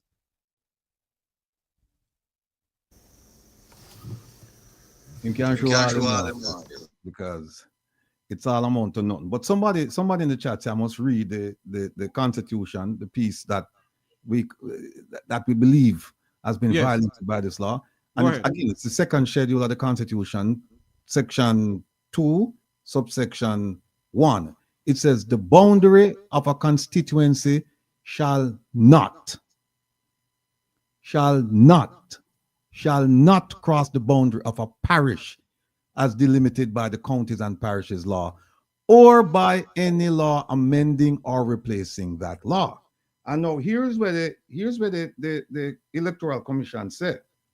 Them say that the proposed boundary for the parish of Portmore will impact 4 constituencies, 13 electoral divisions, and 398 polling divisions from the parish of St. Catherine. No, that is not a violation. I don't know what is. So, Victor. Yes, sir. Are you still getting the feedback? I have nothing going on and everything. Can you go out and come back in because it's coming from you? So, all right, I'll leave and log back in. Yeah. All right. Patrick, run gone. Go ahead. Man, I'm here, man. Patrick. I'm here. Yes. So your views on Mr. Rattigan just said. Yes, what Mr. Rattigan just said, no doubt, is correct. It's correct. No. Hold on. I mean, no doubt is correct. It's coming from the Electoral Office of Jamaica. I correct myself. I say it's correct. Okay. It's correct. But you see, what is happening in Jamaica, as I said before, the government of Jamaica, the party in ruling, always take advantage of situation. All right? And I go back to the same tool. It was the government know at the time that the project would not be viable, but they want to look. Hold on, Patrick. Don't go back to the poll again, Patrick. I have to. Again. It was a political decision. No, Patrick. I mean, no. It is costing me. Hold on, man. Hold on. Resident. Hold on. Oh. But may hold I? on. Can you, all right, you want to stop me? You still have the feedback from me, or is everything okay? Huh? Yeah, it's good now. It's good now. Can I complete my point? Go ahead. Just like so the point is, government in how Jamaica government run, they always take advantage of situation. It's not strange. They always, and Victor, you know that too. So no doubt the current government is taking advantage of the situation, or they may have a different interpretation. I don't speak for government. In what way can they interpret the Constitution wrong? Differently. I'm not a legal analyst. All I'm saying. But you are saying you are saying maybe they're interpreting the Constitution a different way. Right. In That's what way? the most I can say. That's the most. You see, the learned lawyers, Rattigan and Cummins, declare what their interpretation of it. That's how they see. And that's not how it's done. No. Sir, I have to speak no, like no, that. no, no. I have to speak like that. This is not a court. We're not in a court situation, right? So they see it a certain way. The government see it a certain way, or maybe they just interpret it how they want to see it because they have the majority. Just like when the PNP was in power, they used their majority. Here you go again. I have to. You don't Here listen. you go. Listen, you know what? It is one government at a time. One government at a time. No. Hold on, Patrick. Patrick, hold on. You know what the problem is? Hold on. The same thing that one government would do. You don't think the other government was capable of doing it. Patrick. That is what is happening. Hold on. You cannot talk about the People's National Party now. They are not in power. Hold on, man. Hold on. We must call a spade a spade. Whether we are PNP or JLP, what this government is doing, it is infringing on the fundamental rights of the Jamaican people. And there's no way, there's absolutely no way you can interpret the Constitution differently. No way. Mr. Rattigan, go ahead. Unmute your mic. Yeah, let me just make this point very quickly. Take Patrick's argument to its logical conclusion. Follow the reasoning. What Patrick is saying is that we must just leave things as they are, because guess what? One government do it, next government will come in next do it, one will follow the one that do it, and so we can't really blame. But yeah, it's right. What we are correct in saying that it's unconstitutional, but everybody do it. Hey, the last government did it, and this government did it, and the one that will come after that. Patrick, we will never get anywhere if that is our mindset. We have to start at some place and say we have to make a hard stop here and start fixing problems. We can't fix it. Hold on a second. We can't fix it. We can only talk. We can't fix it here. We can only express ourselves, just like how I'm expressing myself. Right, you have it right. I'm saying that yes, both government, when they get in power, they do all type of stupid things. All right? I'm just saying the same thing where Rattigan just clarify. So you want me to interpret the thing to say, yeah, them dead right. I don't know if them dead right. Them dead wrong. All right, well, you said that. I don't know. I'm not a lawyer. I'm not a legal analyst. You don't have to be a lawyer to figure this out. But all I can tell you, when the PNP was in power, they made some stupid decisions. Patrick, I will not allow you. I will not allow Patrick. Allow me to speak. Yes, sir. Allow me to speak. Go ahead. Enough of this. Go back down the road. Jeffrey, let me ask him one question. Patrick, how do you propose then that we as a community here, we as a community, we get involved and try and address some of these problems, whether we do it directly or through the government? What's your proposal? We're doing it. We're just talking, and hopefully people will listen to us and act upon it. I don't see nothing wrong with it. No, but hold on, Patrick. Patrick, tell us when under the PNP management, when did they breach the Constitution? Well, what they breached was they lied to me, because they gave us the impression that you're prime minister. You're prime minister now. Your prime minister now is a pathological mendacious individual. Listen, I'm not getting into the politics like that with you now. All I'm trying to say now, because you see, Jeff, you're on this roller coaster with the prime minister. I'm not onto that.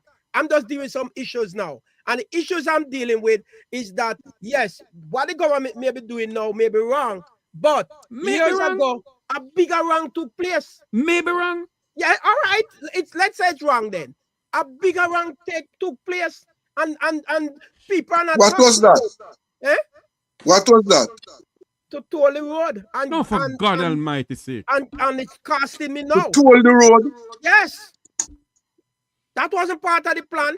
And the same thing you're saying, they told it because of their own what you call it, the ego, if you want to use a word like that. So the Labour Party now is bridging the constitution of Jamaica because of their own ego. It's possible. I mean, it's possible. You see, you want me speak in absolute term, and I cannot. Because Why? I don't have facts. I do not have facts, sir. It may be possible. All I want to say may be possible. I'm not going to speak in absolute term. Patrick and Jeffrey. Yes, sir. You know, let's just be real and let us come out of our utopic experience, right? Or our cocoon. The reality of it is the Electoral Commission of Jamaica, who is the sovereign authority on electoral matters, that, by the way, is the people of Jamaica get tired of the political violence and then say, look, like we find one option where we could take it out of the politicians' hand. We have both parties appoint commissioners to this body, and we both will be satisfied. We will respect whatever decision them take. What we're seeing happening here now, the ECJ wrote to Desmond Mackenzie as the minister on local government, the competent authority, the competent minister, and said to him, what you're pursuing, do not further pursue it because it is going to violate the constitution. After him pass it in the lower house, you know, the same Minister Mackenzie goes to his own cabinet and or his party colleagues and say, let's push it through the Senate now. If you get something that like an ECJ, the most respected electoral body in the entire Caribbean, by the way, yes, they tell you don't pursue this matter. Why on God's earth is there still this push for it to go through the Senate and for them to continue pushing it down the road in not just any specific time, in the midst of an election, here, in the midst of a period of time when you already have a politically charged environment? Maybe it would have made sense if it had come 2-3 years ago when the environment was not so charged. So, but sir, you don't think they can be wrong too, and that's why we have a court of law. That's why we have court to challenge everything. They can be wrong. Hold on. ECJ cannot be wrong. Yes, they can be wrong, sir. No, hold on for me, Headboy. Patrick, Yes. you're saying to what you're saying to the Jamaican people, Jamaican diaspora. And the ECJ could be wrong. Yes, they're not perfect. Look how many government agencies make mistake. Look how much mistake the Integrity Commission has made. Look how much mistake so many agencies. So you are in agreement. You are in agreement with the government of Jamaica to infringe on the fundamental rights of the Jamaican people. You're taking it differently now. No. You are interpreting it like that. No. If you are gonna tell the Jamaican people and members of the diaspora that the EOJ can be wrong, ECJ can be wrong. Yes, any agency can be wrong. You can be wrong. I can be wrong. Look how many of us Patrick, wrong. have you ever read a copy of the Jamaican Constitution? Of course. All of it? I've read pieces of it. Come on. I'm not a lawyer. So okay, hold on there. So what Mr. Rattigan quoted to you a while ago, that can be wrong too. And look here, you see, you're mixing up yourself, you know. No. Answer the question. That can be wrong too. We're talking about interpretation, sir. So what you're saying to me, what you are saying, hold on for me, Patrick. What you're saying to me, yes, that what Mr. Rattigan interpreted a while ago to us, that can be wrong too. Oh, he never changed it. So he Mr. Rattigan didn't, Mr. Rattigan didn't interpret anything, you know, he read from the Constitution. Listen, thank you. Anything can happen. It could be. And I all I'm trying to say, let's not politicize this. I know you are politicizing it. Want to politicize it, you want to knock down the JLP, you want to knock down what the government is doing. What are they doing? Man. What are they doing? What are they doing? Well, what they're trying to do, as I understand it, they believe, because Portmore have over 200,000 people, they believe, as Desmond mentioned before, that there is enough grounds, there is enough reason to put these people into a parish, right? Oh, so hold on there. So hold on there. So that means that you're in agreement with a dictatorial state. Listen, let me finish. Yeah, let me finish, sir. Man. Let me finish, sir. Yes. Please. Don't describe, though. Pardon me? Do not describe. Don't try to said it already. I say it again. No, you're describing. Don't do that. Why not? Because you could be wrong. You could be wrong. And you could be right. I could be wrong too. Oh. I'm not perfect. You're saying to me, you perfect, but I'm not perfect. You are saying to me tonight, yes, and members of the Jamaican diaspora, okay? Members of the Jamaican diaspora, that the Constitution of Jamaica is nothing. No, you are EOJ is nothing. No, you're making false claim every minute. I'm not making a false claim because that is what you're trying to say to us. It is all about an interpretation, sir. A constitution, a bylaw, many times it boils down to interpretation. Come on in for me, Victor, because Patrick, Victor can help me with it. Many times, Patrick, why you think we hire Victor and Ratigan when we have a case? Why you think? If you come and abuse and accuse me now, or call me some thief and say me thief money from SSL or wherever, I just hire Victor. Do you want to go down that road with SSL? Ratigan, because what they do you truly want to go down that road with SSL? They will interpret the law to say you, what you call it again, Victor, when in tell life for you, but not really like, what you call it again? Let me assist. No, what you call it again? Defame. Defame me, right? Thank you, sir. Right. So if you try to defame me now, what do you think I do? I call Victor or Ratigan, and they interpret the law. All right, hold on there for me. Hold on there for me. You are hold on trying there for to me. be a lawyer. You're not a lawyer. Not yet. Fine. Hold on there for me, Mr. Ratigan. Mr. Ratigan, go ahead with this. Unmute your mic. Unmute your mic. Unmute your mic. Patrick. Yes, sir. This is the Toll Roads Act. Yes. Can you tell me who was, which party was in charge of the government in 2001? The People's National Party. And 2002? Yes, sir. All right. Can you tell me the composition of the parliament at that time? I think the JLP had maybe about 10 or what you leading up to? But they were not the majority. If the PNP were one over, it's good enough. No, Patrick, what I'm leading up to, you see this act that you're looking at, the Toll Roads Act? Yes, and I have a copy of it. Yeah, go back and go. What you need to do is go and look at the Hansard proceedings. JLP voted for this. Hold on, you see, they don't vote for the toll. They don't vote for this act. They don't vote for the road to be changed, and this is not in the act, sir. The toll road, the toll for Portmore was not in the plan. I have a copy of that plan. Of course, they vote for the toll road. Yes, they do. They vote for it. But here's the thing. They did not vote for you to turn Portmore Road into a toll. Don't be smart, Mr. Ratigan. Come on, man. Patrick, they did. But here's the thing. Patrick, no, don't do that.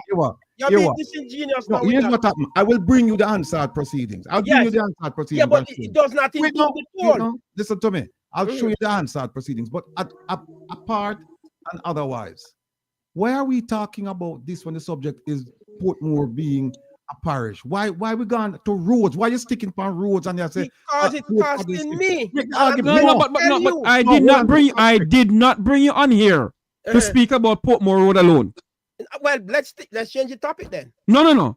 The topic is Portmore and parish. Go ahead, Mr. Ratigan. No, Patrick, I want you, please. I'm encouraging you. I'm stretching you. I'm asking you, make the argument that what the government has done is constitutional. Make that argument. Okay, you see that particular point. First of all, you may be right. They may be a constitution. You can't. Come on, I'm not the judge, sir. I can't interpret the law, right? It could be. So my thing is take the matter to the court. Let the court decide. All right? That's where I am with it. Anything with law, me prefer the court decide. Because what you're saying to us. One quick question. All right, just like the gentleman, I don't remember his name. The gentleman up top there. Man to my right. Mr. Richards. Desmond. Yes, sir. All right. The point that he made. Let me see if I can improve on it, right? Because it was a very good point he made. And he said, listen, I don't have a problem with Portmore becoming a parish, but I have a problem with the process. So we're not talking about the law now. We're not talking about the law. We're talking about the process of engaging the people. Yes. Make the argument now that the government either engaged the people or didn't need to engage the people to pass this law. Because, okay, so remember, this didn't come from the JLP government. Remember, this whole Portmore being a parish started from a man named George Lee, right? No, man, Patrick, correct yourself. Correct yourself. The issue of Portmore started from George Lee, not a parish. I was there. I sat in Parliament and I was on the committee. It was about creating direct election, and my position and continues to be, it should not have been. It should have been election for every mayor across every parish and move the capital of St. Catherine to Portmore. It was not about creating Portmore as a parish. So you improve on what I was about to say, all right? Because I remember talking to George about Portmore itself, and you might leave out a point. He was more at first about it being a city, okay? It was more a city status at first. And the municipality, right? And then it started to evolve. And I remember talking to him about this place should be a parish now. All right. So, but you may be right. But the point of the matter is that in all wisdom, everybody realized that yes, it should be a parish. But this is right, the process, the speed at which it happens, and then the fact that some of the laws were modified or changed or misinterpret or interpret a particular way definitely affect the process, right? Definitely. And I will agree with you there, Patrick. When the PNP was last in power and they passed those 3 governance bills, I disagreed. And you know that because all of that led towards what is happening now with the land. And then I also thought you were going to talk about turning agricultural land. Yes, I was about to mention that is a more important issue than Portmore being a parish. Right. It's not going to happen. Right. So, I want to play something here. I'm having a feedback again. From me? Victor. I'm having a feedback. So Victor, it's from you again, you know. It seems that they're using Pegasus on you. One of the it's one of the things, Victor. Hold on there. Let me play. I want to play this. I want you to listen to this. Mr. Speaker, before we go into what we believe is the crux of the matter, there are some needs to correct some misstatements that have been made in this house. And I'll get to that, sir. And previously in other houses and Sorry, that's what I want to play. I want to play this. Sorry, I do apologize about that. This is what I want to play.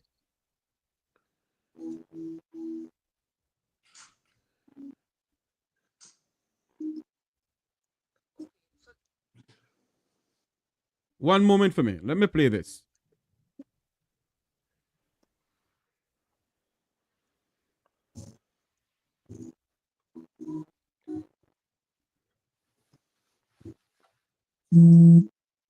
So let me ask you then, do you think in the discussions on moving the parish boundaries in the Parliament, even in the Joint Select Committee, that it would have been tidier to have invited the ECG to first recast the constituency boundaries? No, not at all. We weren't dealing with constituency, we were dealing with parish. So they can't come into this mix until after the parishes are done. Isn't Sir Victor, isn't Everald Warmington wrong in what he said a while ago? Of course he's wrong. We have to deal because the Constitution, and it is not about interpreting the Constitution, it is about what is written in the Constitution. So, and it says, so what should have been done is change the constituency boundaries first, and then create the parish. But I don't know why there was a rush to do it. They know why. Maybe Patrick could tell us, but it was done wrong. Let's listen to some more of this. Mr. Rattigan, come on in too. Listen to some more of this, please.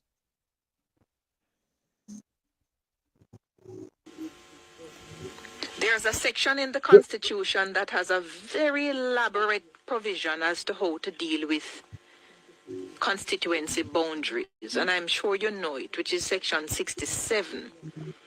And it says, as soon as practicable after the House of Representatives first meets, after the appointed day or following any general election, there shall be established a standing committee of the House, consisting of the Speaker as chair, 3 members appointed by the Prime Minister, 3 by the opposition, and their function is to continuously review the number of constituencies and the boundaries of such. Was there such a committee established after the last election? Yes, I sat on that committee. But there was no need to meet because normally that committee meets after recommendations are sent to Parliament from the Electoral Commission. But hold on there. Hold on there. So, Victor, let me stop this for a minute here. Isn't Everett Warmington literally telling the Jamaican people that they're breaching the Constitution? Well, what that committee should have done, the proper approach, was that committee, it's not that the committee is waiting or should wait for the electoral office to tell them. If the committee takes a decision to increase the number of constituencies to an odd number, they would then make a recommendation to the electoral office to draw those boundaries with the new constituencies. And that is what should have been done. And then after that, you create the parish of Portmore. Mr. Richards? I have to go, but my final comment is this, that as a matter of repeating myself, is that what the JLP did was to make a political decision, a hasty political decision, because what they should have done is just to follow the rules and go by the rules and make Portmore into a parish, right? But the way that they have done it, it is not going to end up properly at all. And it is just for political reasons why they have done what they did. Gentlemen, excuse me, I have to go. Thank you very much for coming. I know you told me that you couldn't stay you couldn't stay after 8. Thank you very much. All right. Yes, thank you very much. Yes. Mr. Rattigan, your views on what Everett Warmington just said. I'll just let me just say that you ignore ignorance. That's all. But it just shows a level of, I don't want to say ignorance, but arrogance, maybe ignorance, but arrogance more, because the Constitution is there and it is written in black and white. It's not about interpreting it to get a particular position. It is written there. And we all know successive governments have been corrupt. Let's not talk, and successive governments have made mistakes.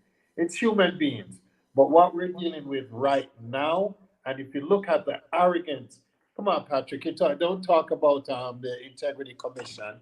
The Integrity Commission, whether or not you agree with the actions that they have taken, when the law was passed, the debate and the statements made by the Prime Minister, follow through. If you say A today, you know my view. If I say A today, something drastic would have to come for me to change and say B. And if you say A, same as when the election, where's term limits? What about power to the people?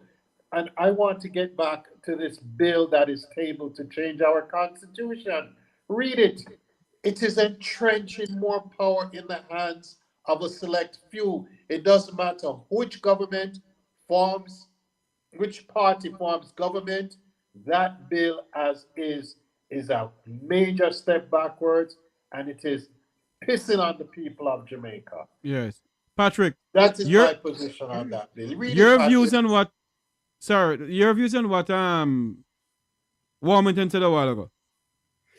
Well, I go back to the same thing. Patrick, on a very serious note. Patrick, on a very serious note. If you don't go back on the road, I won't take it. Don't go back on the road. I'm asking something what the man said about the Constitution. All right. So the first thing first. truly, I don't know if he's right or wrong. Oh, for God Almighty sake. We don't know if a man right or wrong. What you want me to do? Patrick, tell me. No, hold on there. Is it that you are such a laborite? No. That you don't see anything but laborite? You see, the point is, I could say, is it that you are such a PNP man, a comrade, that anything a laborite man do, it's a problem? No. I am seeing the constitution of this country. I don't speak like that. I am seeing the constitution of this country. But I can't interpret it like that, boss. Me no lawyer. Me not that clever Patrick, in the law, but I'm do you read the constitution, Patrick? Of course, but I don't mean to say me understand everything. It's a big thing. It's a big book. But you have two persons here. Yes. Who knows about the law, knows the constitution. I've been speaking to you about the constitution. You want me to exactly agree with everything they are saying? I can't do that. No. You came on this program. No. You came on this program for one thing and one thing only. And what is that? Is to oppose everything that we say. No. Because your party is correct. No, Patrick is my friend from long time. May I ask you a question, Patrick? May I ask you a question? Sir. Do you believe you take a position A today? Yes. Do you believe that because of certain things I want to help out somebody this, I must then take an opposite position that I took before that I firmly believe in just because of expediency purposes? Who are you asking that question? You, Patrick. You ask me that question, boss. That don't make sense. What kind of question like that you're asking me? No, man. No, that's not a friendly question. No, to be honest, my thing is I'm cross-examining you. No. Since you're defending. I have 2 points here. One, many of the decisions that our politicians take has political expediency. And is that right? Is that right? Is that How right? can it be right? It can't be right. It must wrong. Exactly. Good. It's wrong. Yes. It's yes. wrong. Okay. So why can't you say? So why can't you say what we want to say is wrong? Come on, that's a different matter. I don't know the details of what he's. You see, you're trying to pin me down to specific points. I cannot. All right. You know what? I cannot in every case. But as I said to you, I have 2 points. One is that every time a decision is made by politicians, there's always how they want to treat it. It's always the case. It's always happened like that.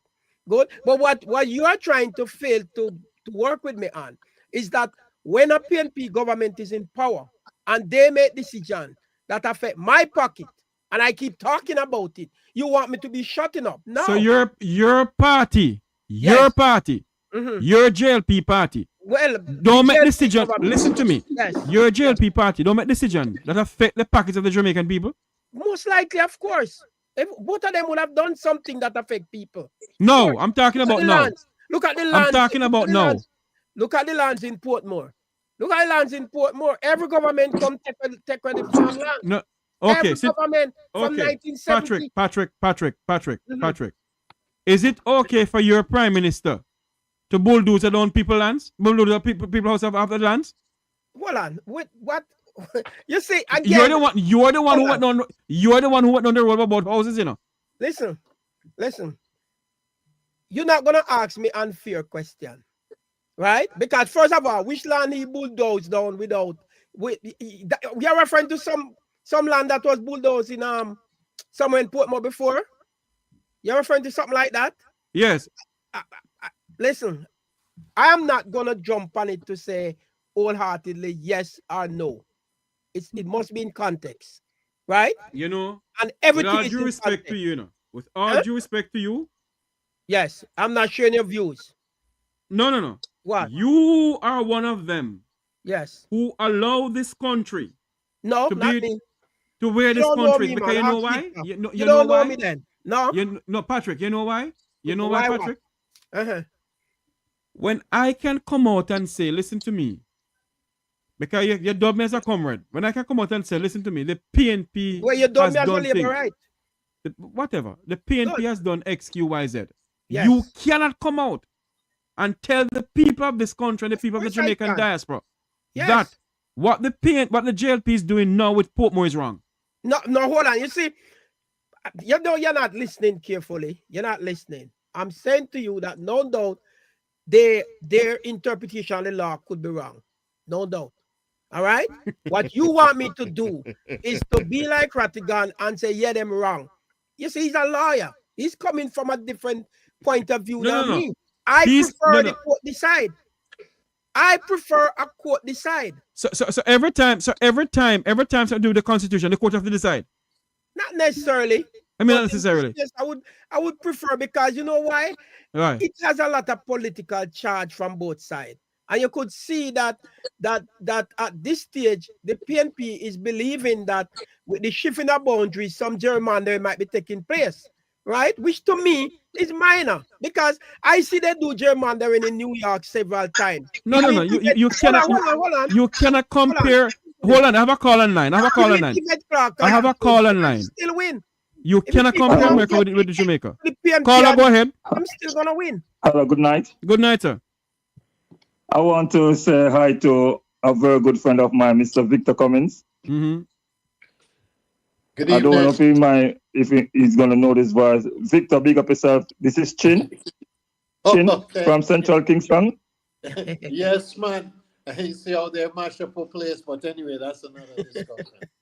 Yeah, he was my member of parliament. But what I'm saying about Mr. Patrick is like a man commit a murder and he goes to court and the judge find him, or the jury find him not guilty. Does it make him innocent? Well, look at Vibes Because Cartel. what Patrick is saying now. No, Patrick, answer the question. No, Patrick, answer the question. Yes or no? What yes or no?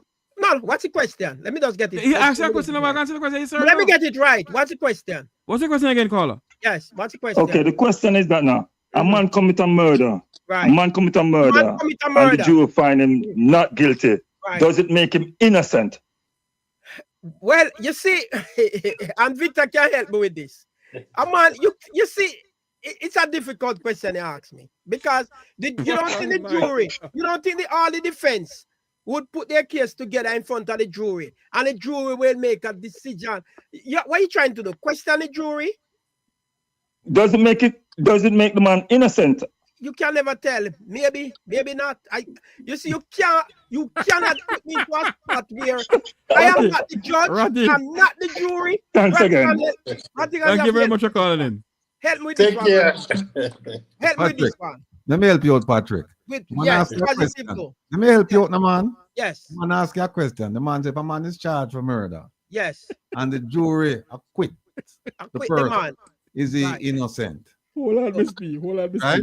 Yes. Your answer should have been that a man, a person is innocent until proven guilty.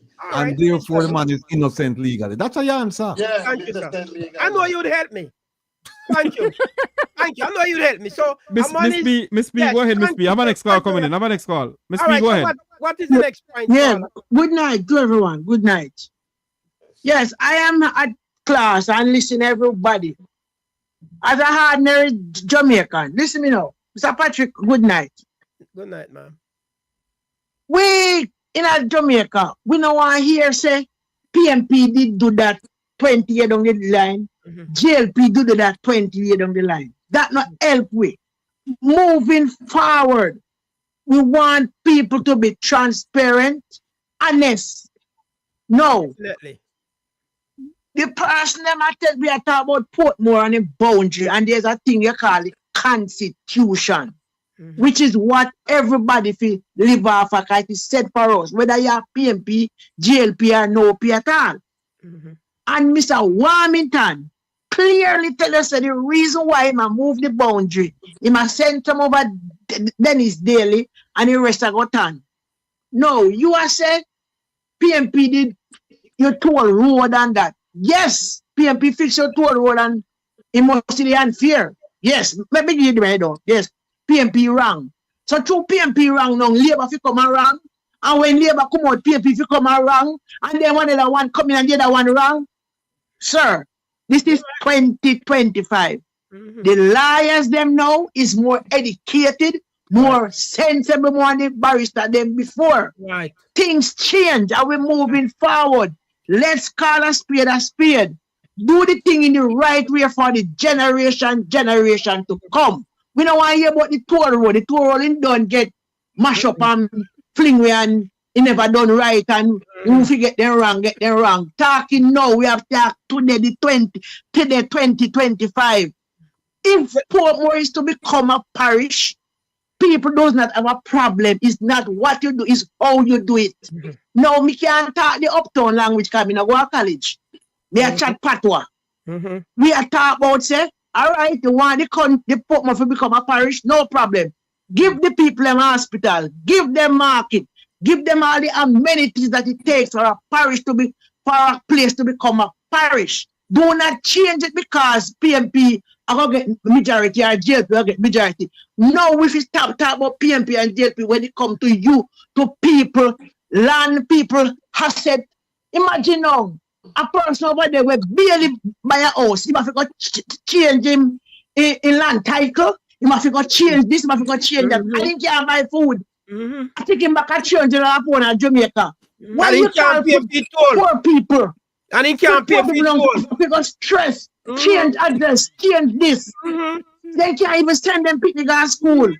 What Portmore need to become a parish is a market, a hospital, and every little thing that it takes to our parish. Then we move forward. You cannot come now and just be into a election here. Yeah, jump and you go up on radio attack say, if we put some over there so, and then we get 10 years on left, then we then take. It takes your time out.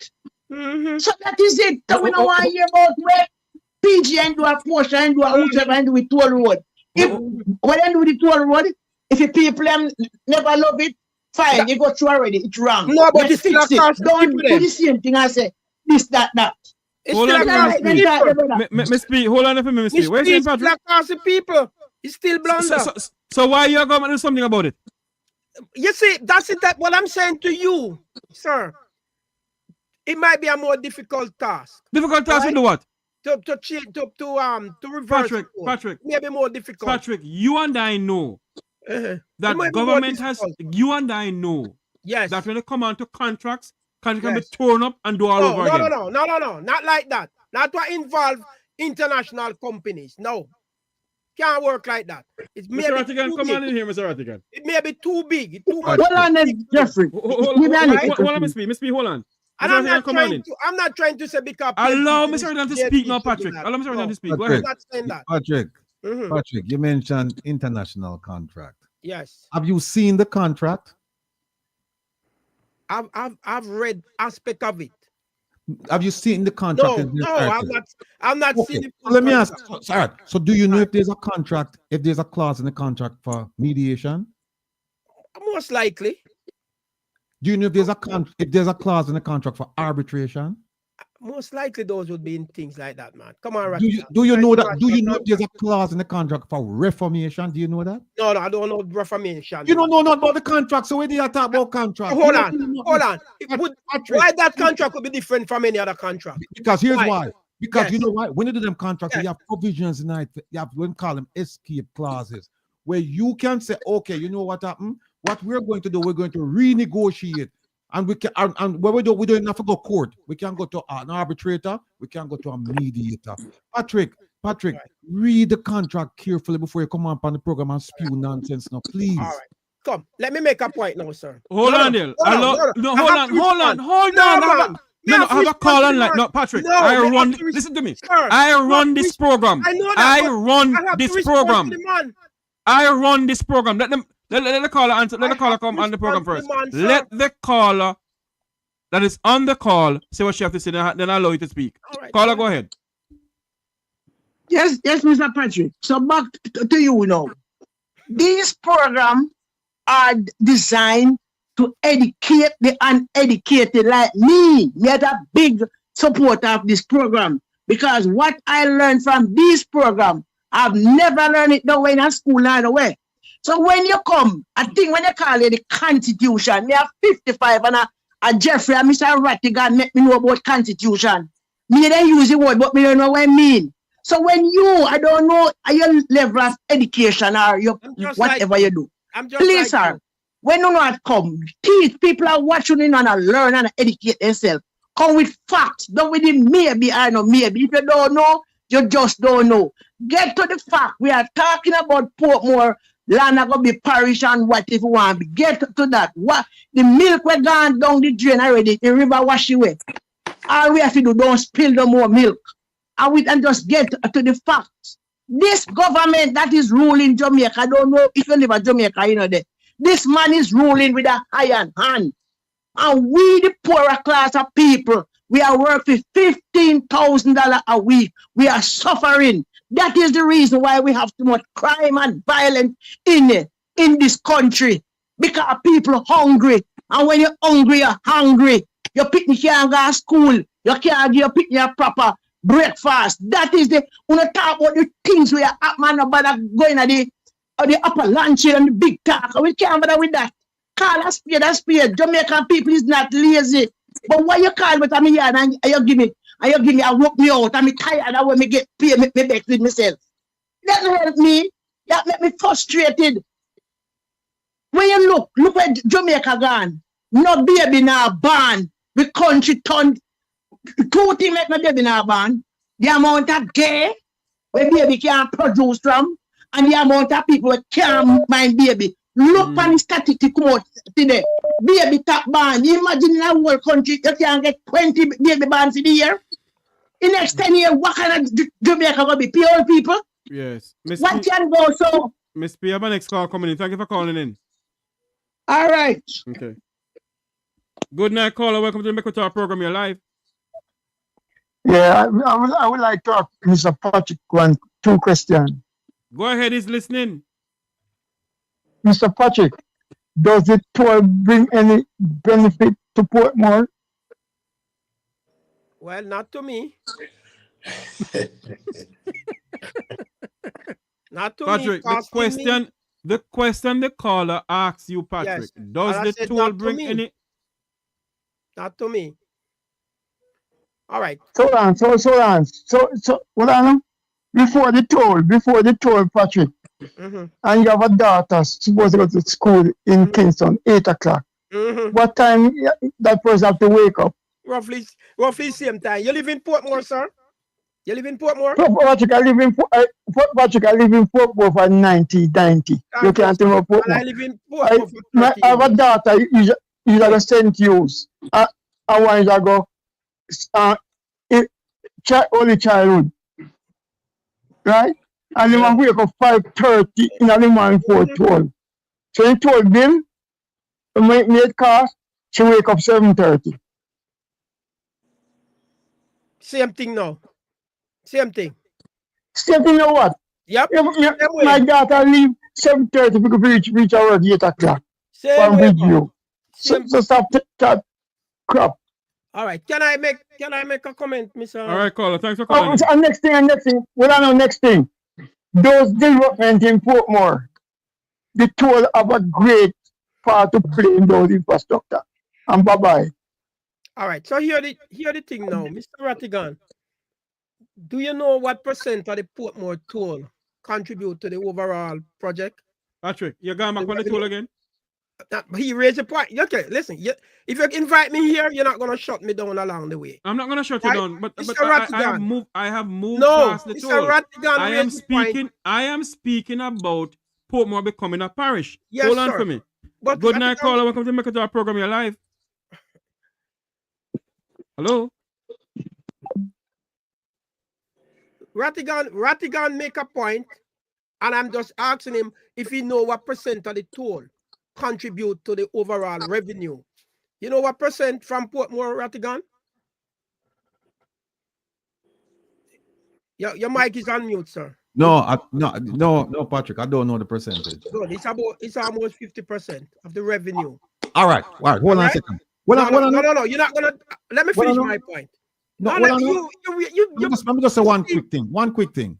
You say it's almost. No, I could have do like you and say, well, maybe it is, maybe it's not. Me don't know. I mean, can't take your word for it, but I'm not going to do that. That's fine. Why? That's fine. I'm saying to you, it's about 50%, 40-something%. of the revenue comes from. So, can we believe you on this one? Because it's you about. Can look it up. You could look it up. No. Yes. You must get your facts. You're the one coming over here. Up, sir. Look it up. No. You are the one coming over here. I said yes. Good. So the point is, it will be difficult to renegotiate right now to the trans owner. Patrick. Tell them.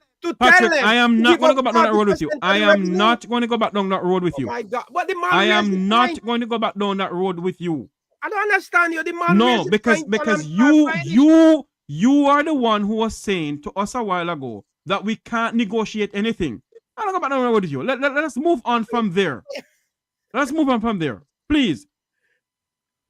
We're talking about Portmore becoming a parish. You're going to talk about this and talk about that. And when we tell you things, you refuse to say yes or no. Come on, Patrick. No, you're a Jamaican man. Sit Jamaica first. You call me on this program to let me just agree with everything you're doing. No. Or to let me bash the government. That's what you want me to do. I'm not here to bash nobody. I'm just here to give my opinion as to how I see things. You're bashing the PNP, though. No, I'm not. I'm not.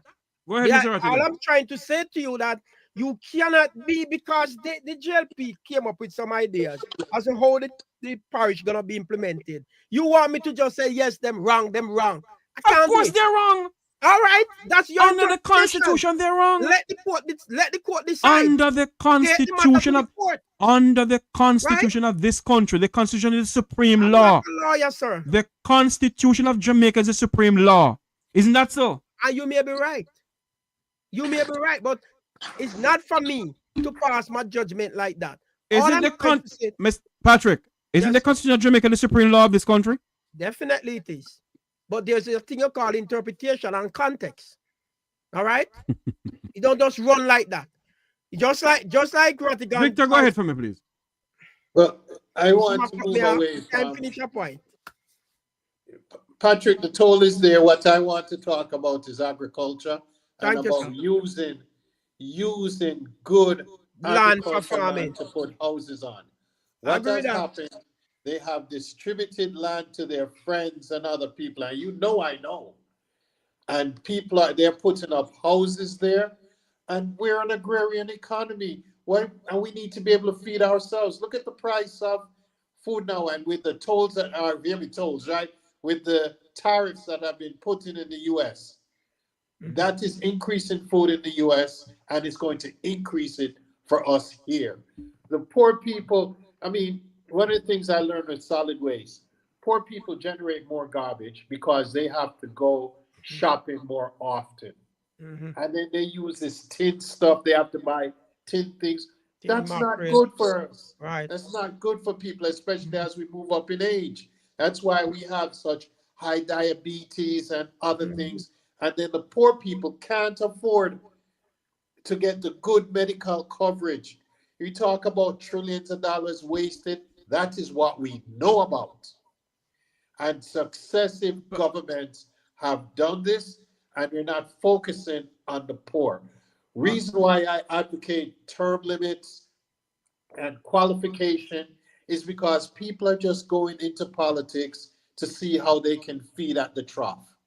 And I have always said the system of governance, not government, governance that we have in Jamaica forces you to be a hypocrite or corrupt. When I tell the story about the lady who said to me, reason my vote for you so you can go thief some money and come share it. And we need to stop that. Money is being wasted and people are getting poorer. Look at our young men. I teach at university and I have classes of 30 and maybe one young man is in it. Yes, this International Women's Month, I love women and I believe that, but we're going to have a serious crisis in the coming years in Jamaica, and the crime is not going to be going down. You can give the police all the weapons they want, all the cars and everything, but these young men are very angry and they're illiterate. And all they care about is making a baby or making a duppy. No, we need to start thinking about the future. You're definitely right. I have a next call coming in, gentlemen. Hold on. Yeah, you're right. Good night, caller. Welcome to the program. You're live. Hello? Hello? Hello. Yes, caller. Good night. You're live. Where are you calling from? Yes, sir. I just wanna remind that man, if you remember, when the road was built, the road he's talking about. When it was built, the people used to go there every Saturday morning and protest. If he remembers that, while he's saying things can't be changed, I just want to remind him of that. I was living in Portmore at the same time. I was living in Portmore since 1977. And the people, every Saturday morning, they were out there protesting. They get their lawyers and whoever. So I just wanna remind that man. And no offense, please. No, Thank you. you're right, sir. And despite the protests, government didn't budge to it. They didn't change anything at all. No, you're right. You're right. Why don't this government do something about it now?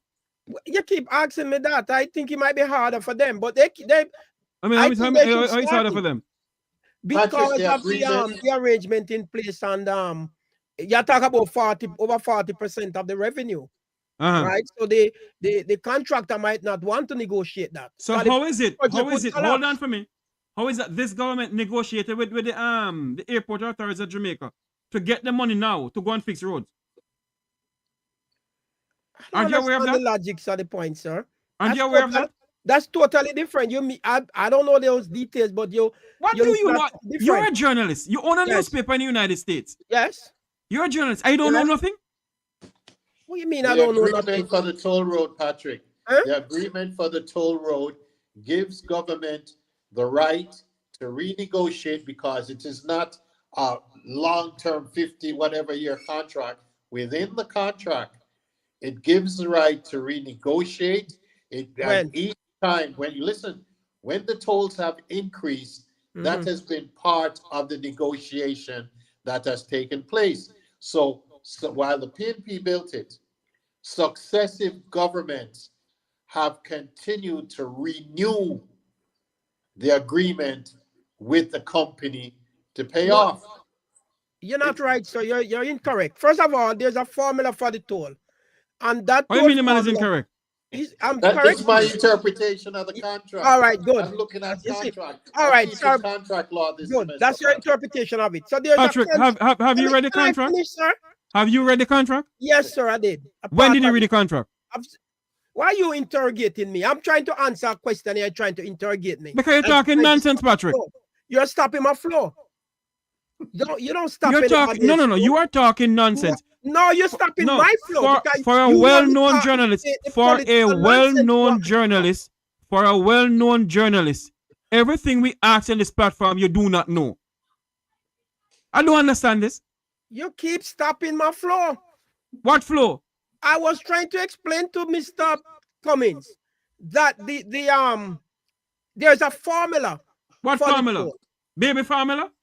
Yes. There's a formula for the increase in the toll. Yes, how the toll is increased. There is a clause in the contract which allows negotiation, and there's a part also force majeure, act of God, and it also gives the government and the company that built it the right to arbitration, and government does have the right to refuse and then have it go to the international court for arbitration.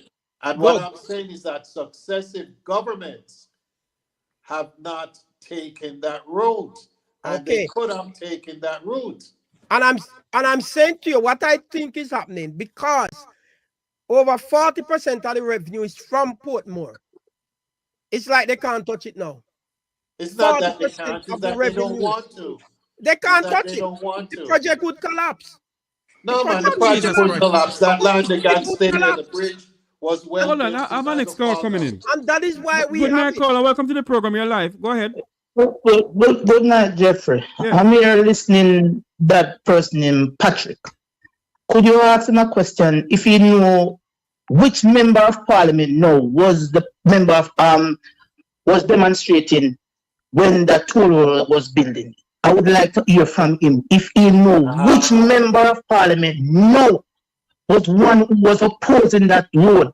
I can remember we used to spend like 2, 3, 4 hours at zinc factory. We could walk go Portmore. So I don't want him to beat down this toll road. This toll road big a lot of benefit to Portmore. So and I hear the gentleman reading out a thing to him and telling him that him don't read I don't feel some read the contract. I can tell him he don't read the contract and he say I'm a journalist. He is not a journalist, he don't read the contract. I think because I can tell him it was Andrew Whitley and McCormack. Miss McCormack who run on the PNP ticket in Greater Portmore. Those were the person who was getting the demonstration. Okay.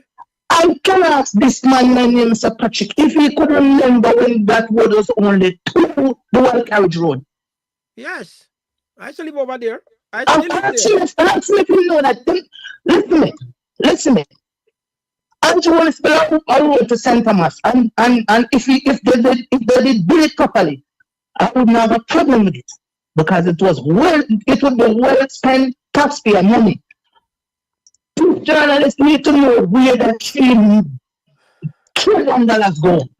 And that is a corruption in Jamaica now because we're not holding nobody accountable.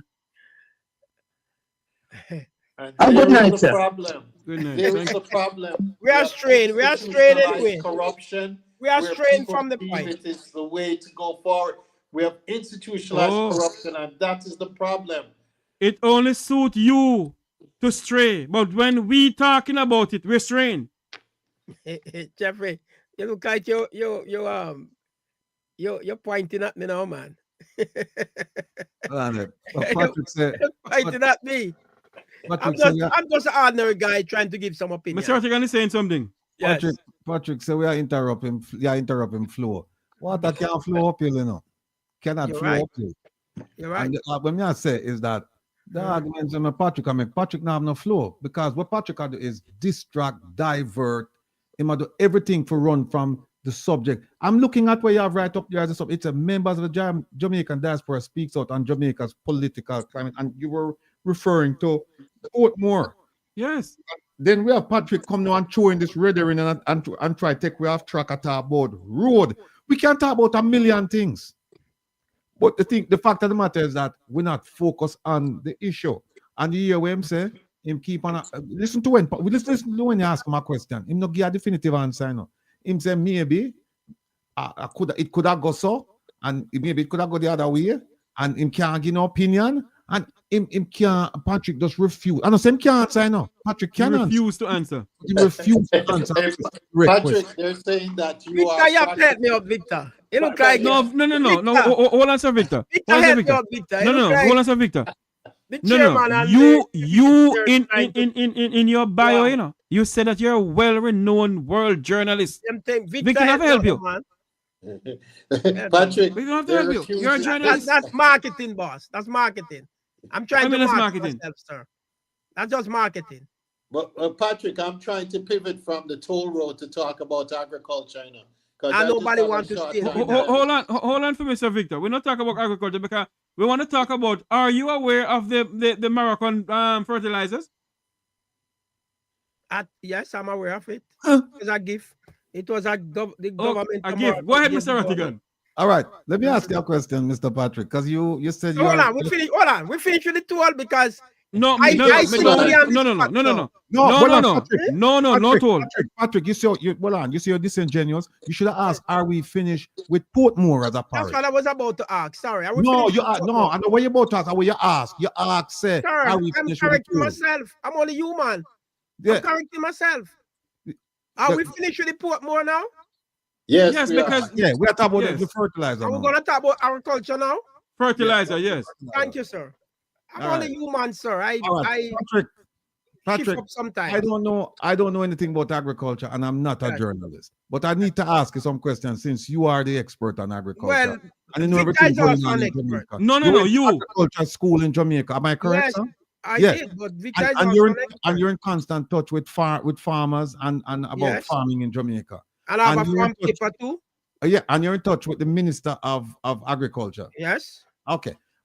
Let me ask you this, sir. How many shipments of Moroccan fertilizer did Jamaica receive? To be honest, I really don't know the exact figure. All right. Let me ask you this. Since you don't know, I guess you don't know how much in terms of weight. because you say you don't know how many. Right. I don't know. All right. Do you know how the fertilizer, but you know fertilizer arrived? Yes, and it was distributed to farmers as well. Yes. And are you aware of the distribution? I'm glad you mentioned the word distribute. Are you aware of the distribution process?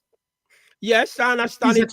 Please explain to us how okay, so what I understand is that it was distributed through the Rural Agricultural Development Authority and the Jamaica Agricultural Society, right? So they would have a listing of the farmers that needed fertilizer, and it would be allocated to the respective parishes, and then it trickled down.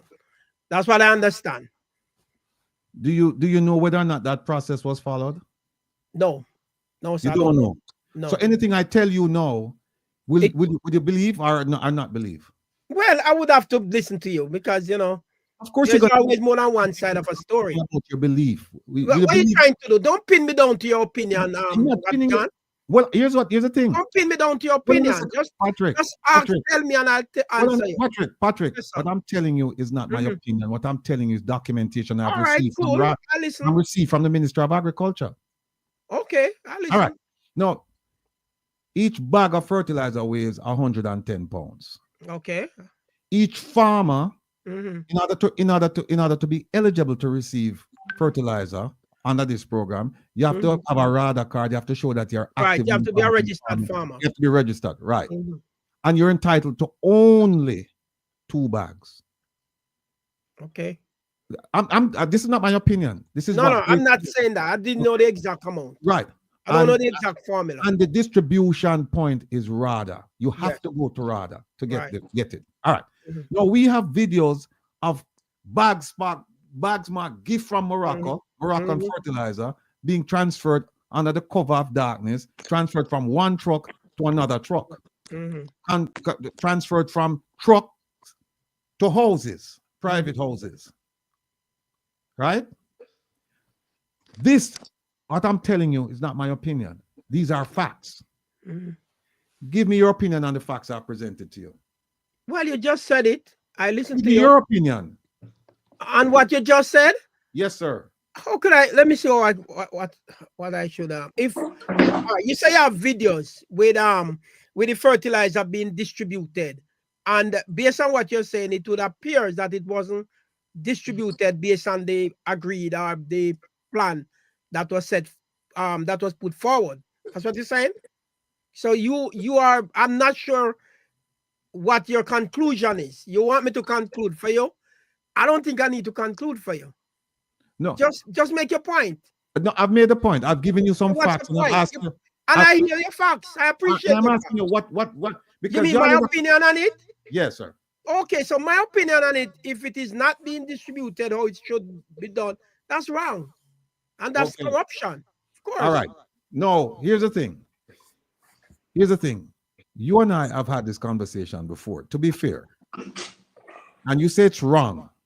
And you say you're in touch with farmers and you're in touch with the minister. Question: have you mentioned this to any farmer or the minister? No. Why not, sir?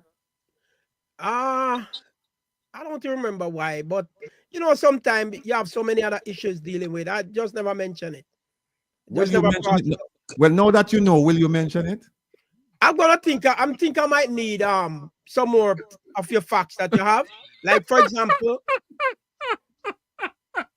why don't you as a journalist? Why don't you as a journalist go and do some research on this? Yeah, but he just gave me some information. I just asked for. But we have been telling you about this long time. I don't have the. We have been telling you about this a long time ago. You did nothing about it. Listen, I have a whole lot of store working on it now. Whole lot, and I have to choose. You have hold on here. You have a lot of story working on. Of course. That's what you said. Okay. Yes. Are you working on stories with $3 trillion in account before? Are you working on stories with $2 billion of taxpayer money gone down the drain? I'm talking about. Are you? Hold on, Jeff. You're on a roller coaster tonight. I'm not on a roller coaster. I'm asking a question. I'm asking you to calm down, sir. Please. Jeffrey. Please calm down, Jeffrey. Jeffrey. All right. Jeffrey. Calm down. Hold on. Let me just finish. I'm not trying to help me, but let me just finish with him. Jeffrey, don't bother with the roller coaster. First of all, I'm not working on every story. When I said I'm working on stories, I was really referring to the farm stories, the agricultural stories. All right. But it's not an agricultural story. What, the 3 trillion? No. The fertilizer. The fertilizers. Yes, he just mentioned it to me, and I'm No. What? I have been on telephone calls with you, myself, and others. I haven't done it yet. Why? No, I have many stories working on, but I'm no, you refuse to do it. I'm going to ask one of my reporters to check on it for me. Right? To check on it for you. Okay. Yes. Can we send you the videos and everything? Oh, that was what I was about to ask. Oh. I was about to ask for No. videos. No. You go and do the research because you may say we're lying. You asked me and I agreed to accept it. No. And you're sending me. No. You're trying to overwork you me? may say we're lying. No, I've never accused you of lying. All I think sometimes you're moving a little bit too fast. Fast in what way? In the conversation, it's like you're trying to pin me down to something. You know, you're trying to trap me. I'm not here on trial. Jeffrey, gentlemen, am I here on trial? Am I here on trial? One second. Am I here on trial? No, you're not on trial. You're in the interrogation. I'm not in it right. Because I might have to hire Victor to help me out. Right? Victor, please help me out. They're taking on me. They're taking steps on me. Listen, gentlemen, I must be making my leave. It was a pleasure being here. Folks in the chat and folks from around the world and the Eastern Caribbean, as Jeffrey would say. Tune in tomorrow. I'll be on Mystic Sensation. Patrick, we're going to bring back Patrick because what we have to go straight now. Patrick going to bring him. We have to go straight jacket him because Patrick want to go all over the place. Patrick don't want to stick to the issue because Patrick knows it's an issue when he can't really address in a way that will be pleasing to theme crowd. And he's asked for the videos, and I send him the videos. And then yes, please send me the videos. Then him can do. But Victor, if we send him the videos, he may end up saying that these videos are not correct. You see, let's don't do me that, man. Let's see. No, don't do me that, man. Videos I've heard about, but I haven't seen the videos. But before I leave, just wanted to get back to the issue about using good agricultural land to put houses on. And those houses there, they look nice, but the ordinary poor person in Jamaica can't afford it. They can't even afford food right now. One of the reasons I went into politics, it was about being of service, wanted to serve my people. But nowadays, Patrick, you have to admit, both of you, that these people who are in it, it is about what they can get for themselves. And if people were to focus on Victor, hold on for me, Victor. Good night, caller. Welcome to the Electoral program. You're live. I hope this is not one of your caller to attack me, because it looks like you set up these guys to attack me. I don't set anybody to attack. Set up these guys to attack. Victor, when I was coming on this program, hold on for me. Go ahead. All my friends said, careful, This is a strong partisan program. Hold on. And hang you. All right? But you showed up anyway. Yes, caller, go ahead. My first time on it. Yeah, I was listening. I was looking forward to this town hall meeting because I thought we'd be hearing something constructive. But that man over there, all he's doing is distracting and not answering questions or anything. He's confusing us out here. That's one of your people. I don't know this lady. Never met her in my life. No, you don't. It's one of your people, man. Come on, don't beat me up. I don't know her. I never met her in my life. I'm not beating you up. We need answers, and you just keep going around and around and around the questions. You're not answering questions. It's as if you're here to make a joke of this program. But Patrick, there lies the problem when you say one of your people. It is one of our people. God first. I'm not living in Jamaica. I watch all the programs because I'm in the diaspora. Whatever affects Jamaica affects me. I'm in the but diaspora. You're not coming forward. It's like you're all over the place and not answering questions. Why did you bother to come? Yeah, I'm in the diaspora like you, madam. But you don't understand. You could afford me. Yeah, I'm in the diaspora too. I'm right here. I'm in the Bronx. Yeah. I don't care where you are. You don't sound like somebody who has Jamaica's interests at heart. You don't. Oh, I see. I'm not political, right? I understand. I'm not talking about, sir, I'm neither J RP. I'm Jamaican, and that's what I'm concerned about. Me too. God and I'm not country gonna, first, Patrick. I'm not gonna be allow anybody to push me in a corner and to tell me to say yes to something that I really don't have a real opinion on, or I think. So why did you come on the program? You came to answer questions and to discuss topics. Why did you come then? I've been doing that, and I've been giving a perspective. Really? Yes. All you've been doing is confusing us. Oh, I'm sorry. I didn't know you allow your brain to be that, to be confused so easily. I'm sorry. Don't go down that road with me. Don't go down that road with me. Patrick. Hold on for me, caller. Don't take that road. Caller, hold on for me, caller. Right. Patrick, Yes, I won't allow you to come on this program, Patrick. We are good friends. For you to belittle a Jamaican person. Don't do that. No, I'm not. Don't do that, Patrick. I'm trying to put you in context. I'm trying to put the matter in context. That's what I'm So, trying Victor, to. thanks for coming on. All right, but so we're gonna wrap up. Hold on, we have a next call coming in. Hold on. Thank you, caller, for calling in. You're welcome. Okay, madam. All right. Good night, caller. Welcome to the program. You're live.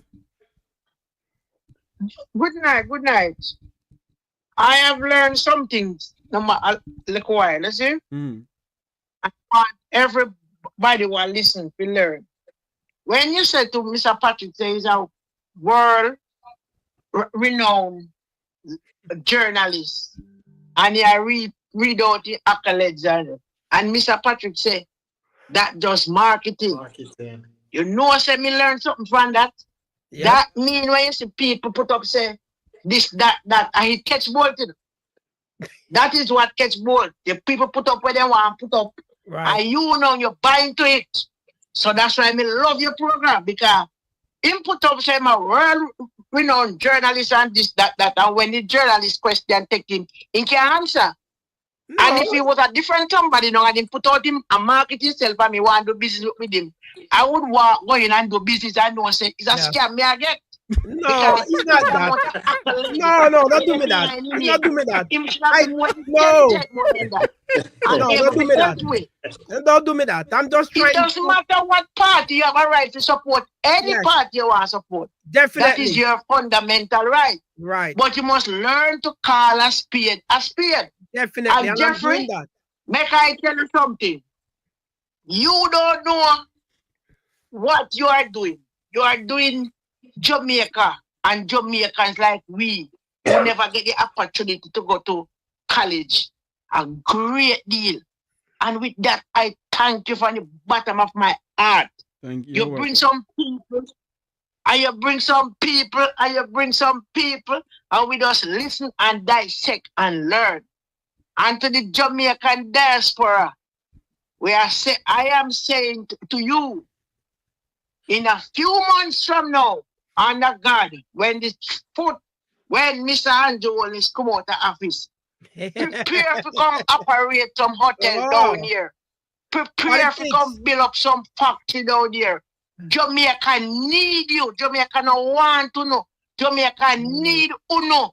We tired of foreign man and woman come here come enslave we out and make a politician get kicked back. We want Jamaican who born here, grow here, go foreign and make them capital. We come back or invest here, give we work, take care of we and take care of themselves and retire in a peace. So me no matter what they want to say, Jamaica diaspora, God bless you no. God bless you no 100 million times to win a coal and snow. And remember, without no, Jamaica would have gone on a long time. Even a pandemic. We friend with family who no keep up Jamaica diaspora when them are going to tell you about who don't have no speech. Don't make them frightened, no. God bless you, no. For no 50, no 20, or no 100 US, it's safe way. Let me tell you, no, I safe way. So we want to know if you come back and make up factory, invest in a hotel, invest in everything out here. And make we live now with happy Jamaica. All right, thanks for calling in. Thank you, man. Okay. Thank you, comrade. The diaspora have the right to vote in Jamaica. Patrick, the woman is not a comrade. Well, you must stop it. Thank you. Let me make something clear to you. Yes. This program is not a PNP or a JLP program. Okay. Make that clear to you. And you must stop it. Yes, sir. We're good friends and you must stop it. All right, boss. I have to Victor, go ahead. Yeah, but I just wanted to, well, you know, there's so much, and thank you. First time coming on your program, and Patrick, I will be seeing you coming up shortly. All right. But I just wanted to say, with regards to moving forward, yes, that I happen to believe that the diaspora should be involved in the governance of the country. And government, whatever you change of government is different. Governance overall involved, and the diaspora should be given the vote. But in the meantime, since we don't have good night, caller. Welcome to the program. You're live. Hold on, Mr. Victor. Hold on. Go ahead, Pat. Go ahead, caller. Good Lord. Hold on for me. I have to run to, you know. Yes, I know, but hold on. Just give me 2 minutes, please. Yeah, man. Why ahead, do that? Victor. Yeah. Good night, sir. Good night, dear Pauline. Dear Pauline, yeah? When Andra are running to go with Portmore Parish, $15 a pound for tomato, a centimeter right now, and $10 in our market, in our field. Why the government not try something for people them who are come Portmore Parish? Our people them try something too. $15 a pound for tomato in our market, and I grow. Yes. Already are $800 a pound for tomato in December. Why government can't do something for people them? We are crying. I'll start to about Portmore. Our people want better for this country. We are crying. $15 a pound and $10 for tomato. $15. Who has that on? All right, caller. Thanks for calling in. My mistake.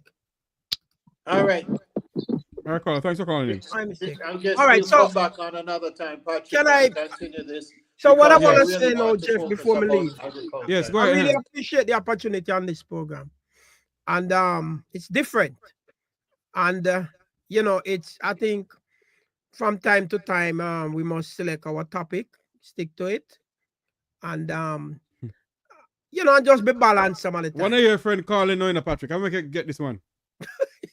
Good night, caller. Welcome to the program. Hello, Jeffrey. I'm calling over here from California. Yes.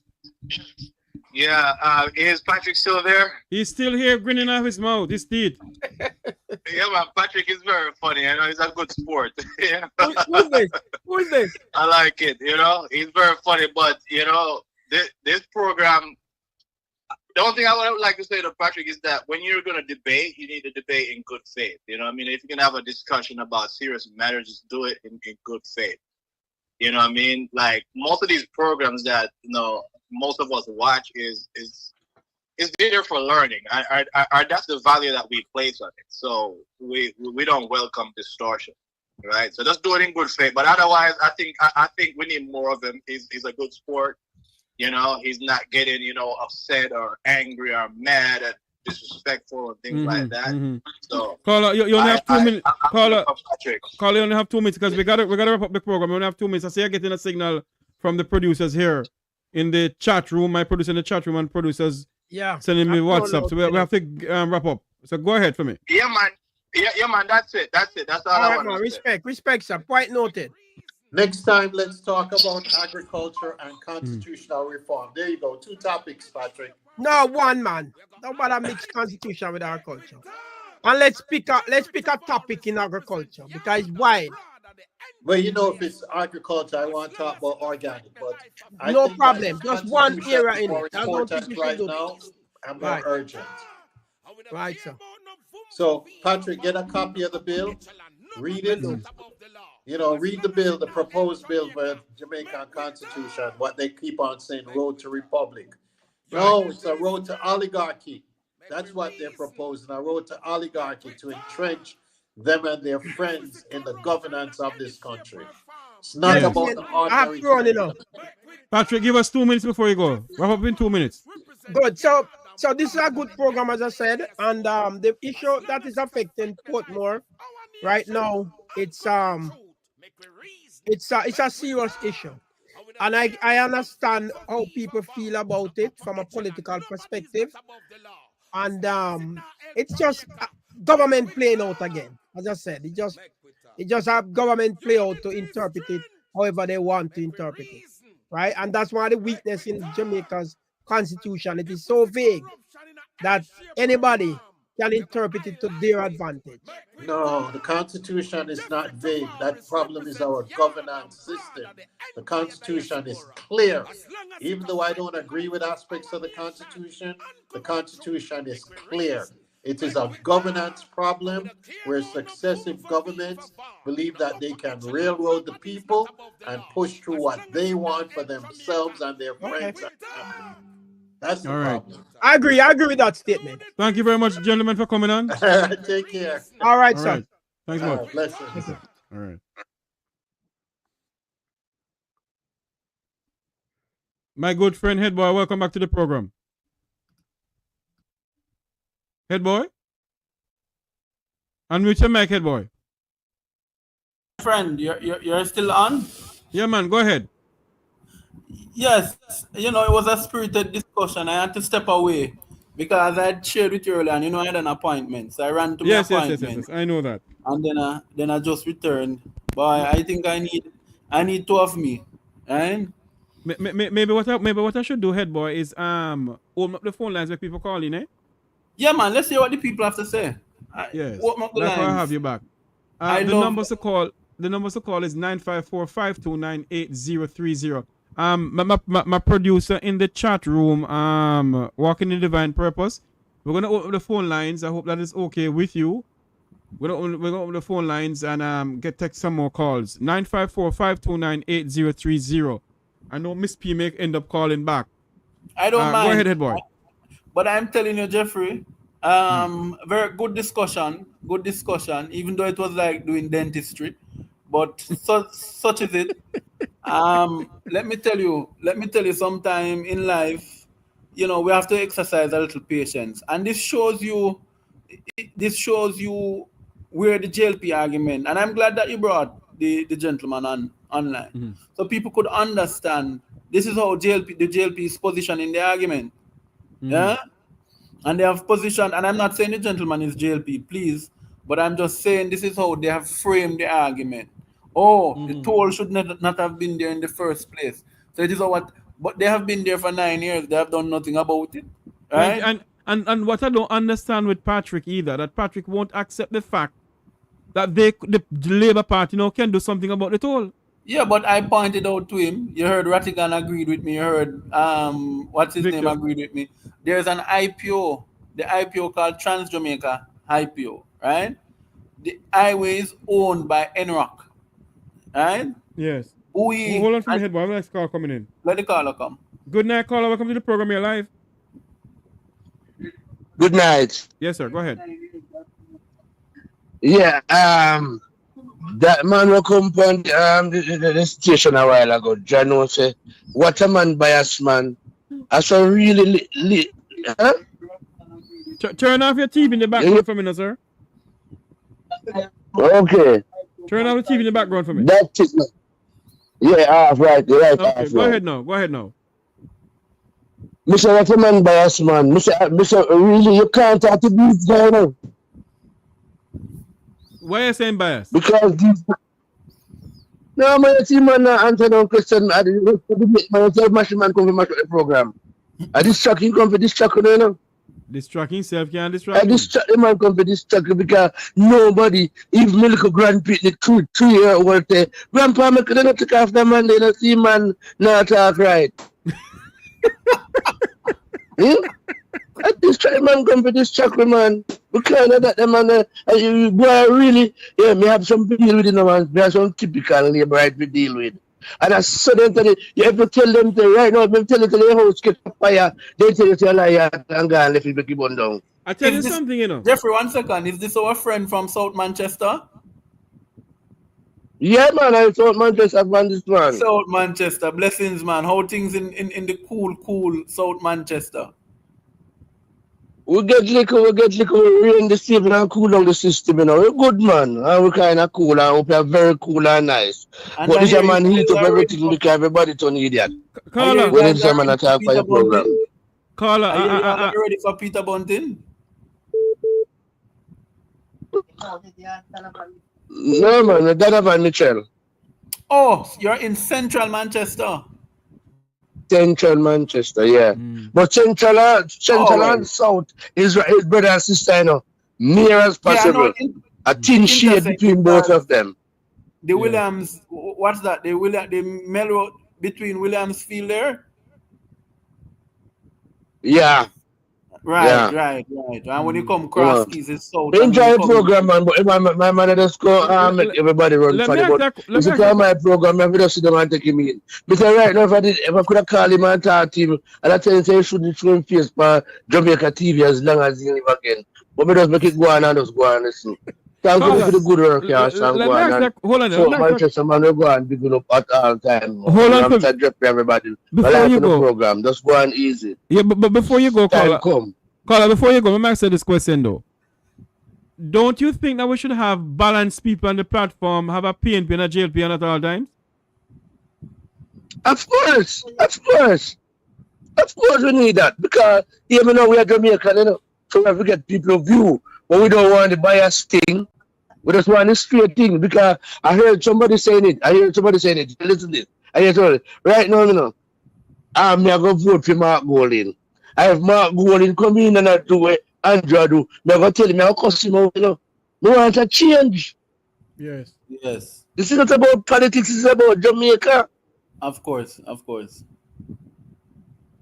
It's about Jamaica. But then I'm make you look, yo. Yeah, man. Take care of yourself, Joshua. We link. I'm still going to watch the program. All right. All Okay? right, South Manchester. All the best, Thank brother. you. All the best. All right, boss.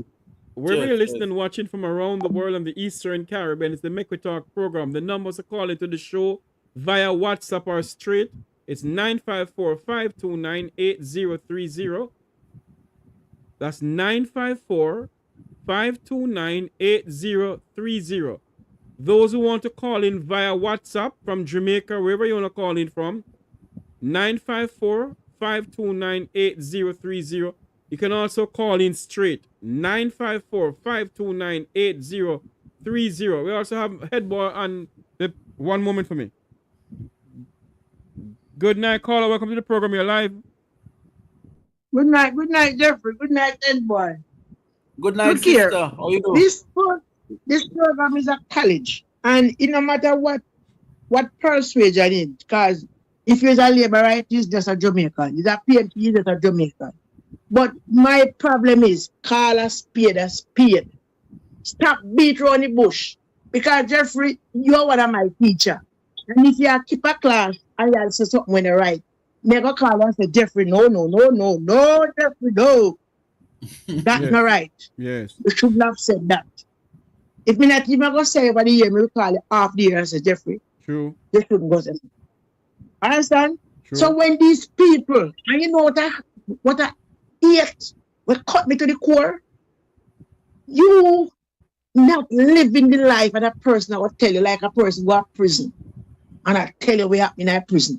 And you have gone like you know and believe him. And I in live there. We Jamaicans, we are suffering. And it's not about partism now. Let me tell you the facts. Edward Siaga, Labour right, now vote for Andrew Wallace. Get that. Them their old backbone Labour right. Bruce Golden Labour right now vote for Andrew again. Before they vote, them no bother vote. That is where the party reach. Andrew Wallace not only mash up the country, he mash up the own Labour Party because he not take talk from nobody. That is it. Even since night I watch a clip with this man was there. Him a car and the police start to say me kill him. When him see one come out and say me, the judge and me, that Jamaica. No, what kind of flip-flop prime minister you can have? If Mark Walling win and vote, they're going to do something there. A hot fire for him, you know. We not business where you want to be. You have to vote for you, we vote for you. Work with we are the boss. Miss P. So if you show say, oh, the one is deceitful.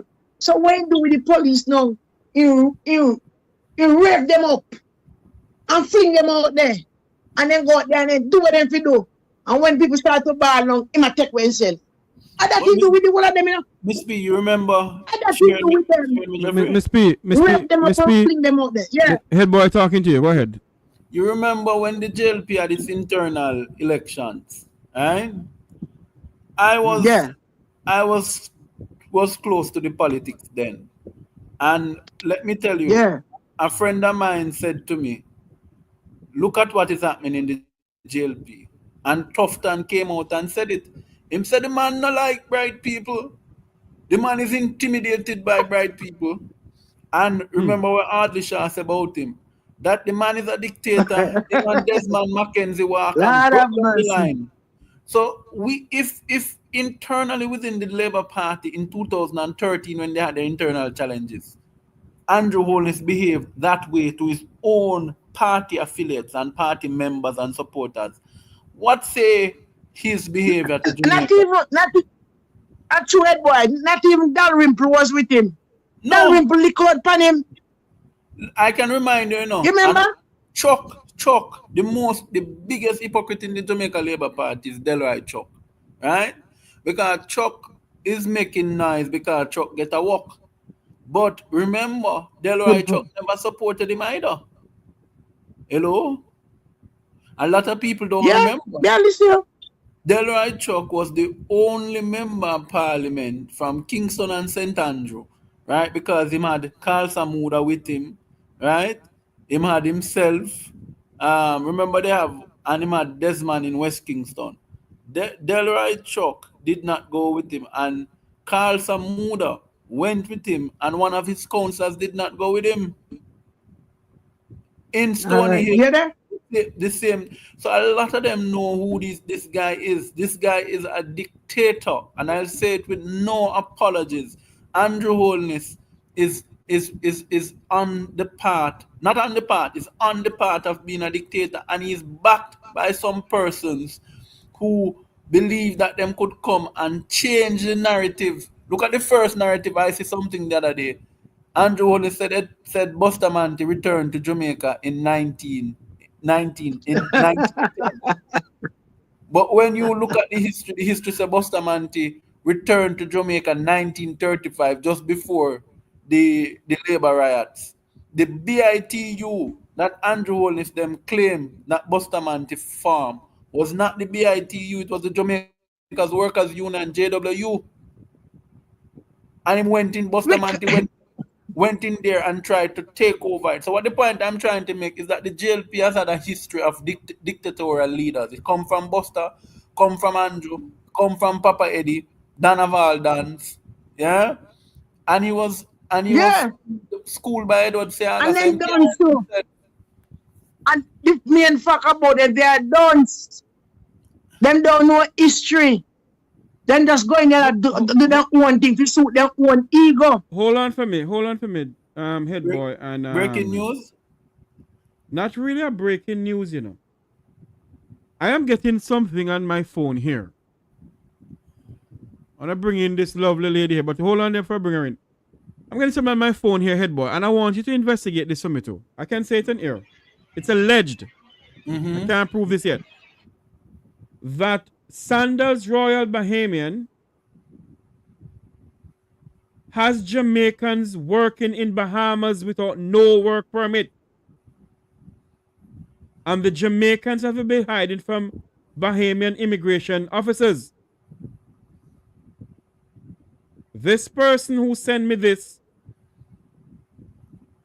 we're going to investigate this some more.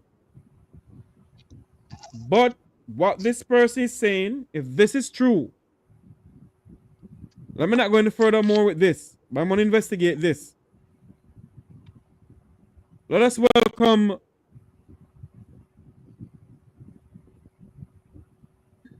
this thing is getting serious, Headboy.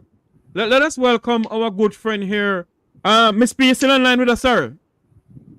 Yeah, man, I'm still online. Yes, 2 minutes to wrap up. Give her 2 minutes to wrap up. Go ahead.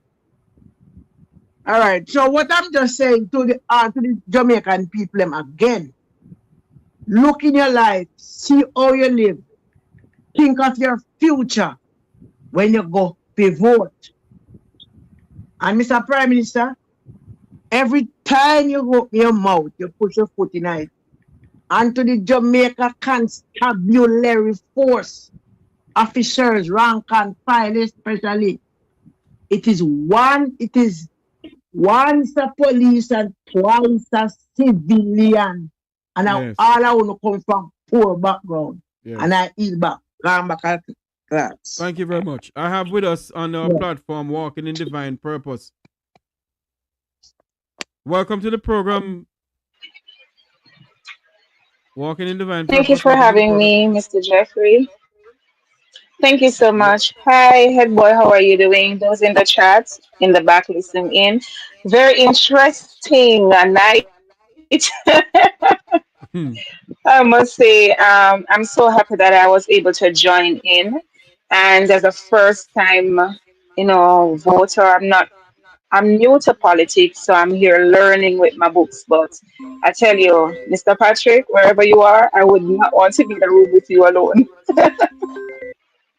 Hold on, I have a next call coming in. Caller, good night. Welcome to the program. You're live. Good night. Yes, go ahead. I just want to say to you, Mr. Jeffrey, Uh-huh. this program and Mystics and Faith. You And, break. Hold on for me. Are you using an earpiece to talk to us? no, I'm not. You're going It's in and sounding out. better? Yeah, go ahead now. Yeah. These programs are the program that are helping Jamaican people to be more educated about the politics, right? And we can appreciate the guests then that you bring on. But in time right now where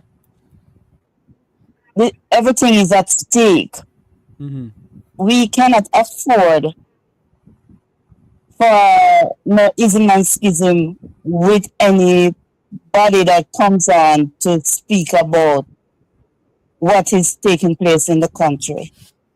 Because we need people to be educated so they can know what they're voting for and to hold politicians accountable. Because for too long, we allow these politicians to just come about and do what they want to do without anyone holding them accountable. Yes. And yes, the Mr. Journalist, I mean, we don't have the time for those kind of people right now. Maybe later on when time politics calm down, but not right now. We don't want people like those, sir. We are out here listening and learning and understanding more about what these politicians is doing and what we must expect of them and how we are to hold them accountable. I yield back. Thank you very much. Thank you for calling in. But you know something, and Walking in Divine Purpose and Headboy, come on back in here. You know something, I think we need to have a balanced program at time though, I think we need to have, the both party to come on and speak to us. Headboy, your views on that? Yeah, I want you to bring Marlon Morgan. Yeah? I mean, not Marlon. Idiot Amin. Yeah? Bring him so I can deal with him. That's the own, and he could come on every day if he wishes. Yeah? I must Because reach out to I him am and all they'll for the come on my program. No man, I let me reach out to him. I'm a one-time friend, even though me talk so hard about him. I don't know if he's going to talk to me now. But let me say that the balance is important. But in the balance, you ought not to be biased. Yeah? Yes. Because, for example, we don't want a scenario where, because understand that the base of this program, most of it is made up of, to be honest with you, most of it is made up of a lot of comrades. but it's also made up of people who are independent thinkers as well. And when even if it's me and I come here with my political bias, people are going to point it out that bias is bias. Yeah. And so I am of the view, Jeffrey, that going forward, if persons want to come and defend the party positions, come, but please come prepared to have a conversation. Please come prepared to have the probe. Come with ideas. Come with rebuttals. Don't come with straw man argument, man. Lord, man. Yeah. And come with balance and no disrespect. Yeah, but you see, the thing is, you have to understand as well, Jeffrey, that this is how the JLP people have operated for years. One of the problem over the last 9 years, the JLP has been in power. Can you show me how many scholarships they have issued? Well, I think they gave to your good friend here, Idi Amin. He get a scholarship to go to the Senate. For 6 months? Yes. Because Mr. You know why they brought Idi Amin to the Senate? And these 3 persons they brought into the Senate? Well, because they know that the passage of the Portmore bill. That's why they hurry up find 3 senators. They replace Ransford Braham. And I'm of the view, I don't see why Ransford Braham leave. I think maybe Ransford Braham held a view that might be different from what they're doing, because Ransford Braham has always been an independent thinker. When you hear his presentations in the Senate, he just don't sing pan party line.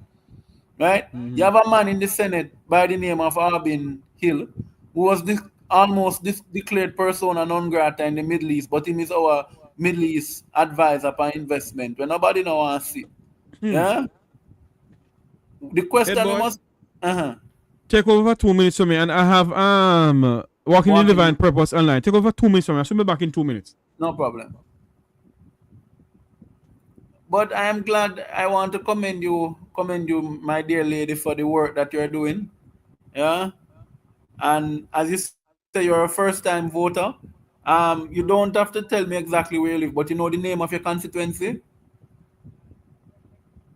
Yes, I do, absolutely. And are you hearing me?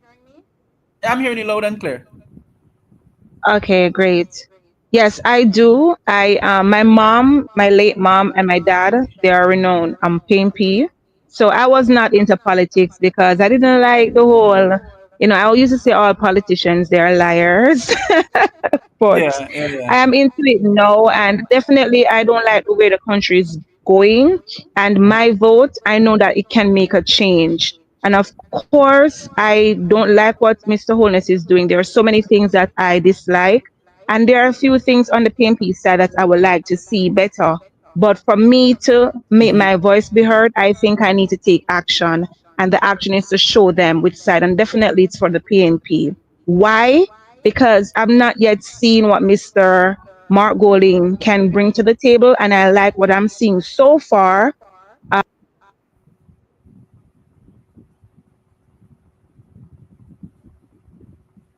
Are you there?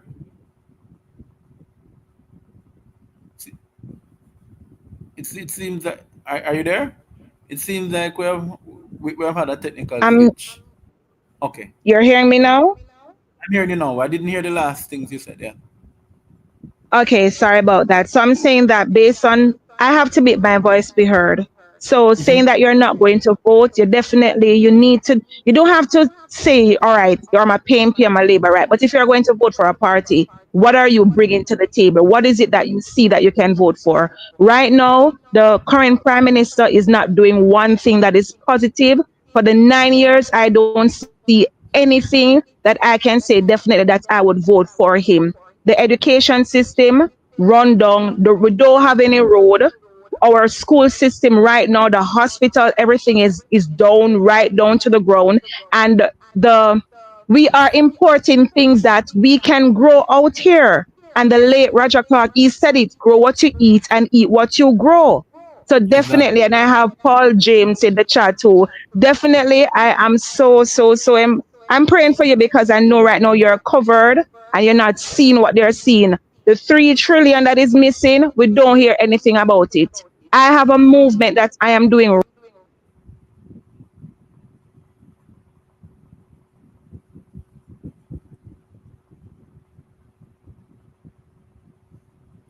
You have a movement that your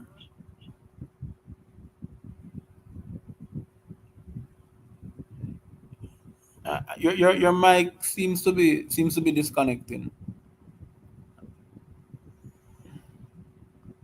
But persons. Are you hearing me now? I'm hearing you now. Yes.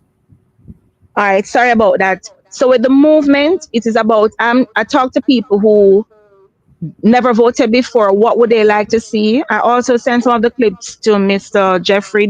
Most of them don't want to show their faces because they're like, sorry, they're scared. And we know in Jamaica you have people who will, trust me, I have been threatened because I decided to make my voice be heard as a female. Andrew Holness now do nothing positive for Jamaica, right? Nothing now go on at Jamaica right now.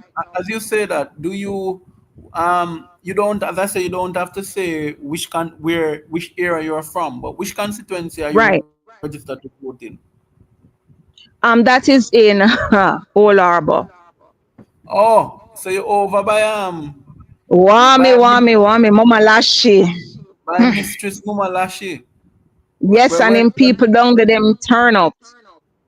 When them come out, time officer Old Harbor for money. But sorry to interject you there. I'm great. I'm glad that you bring up that point.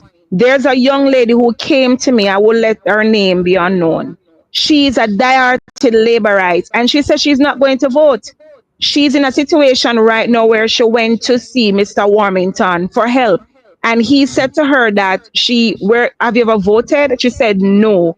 He said, well, I can't help you. And she's so devastated. She still loved the JLP, but she said she will not vote, number one, because of Mr. Warmington, number two, because of Andrew Holness. So I have been talking with her and saying, okay, what can be done?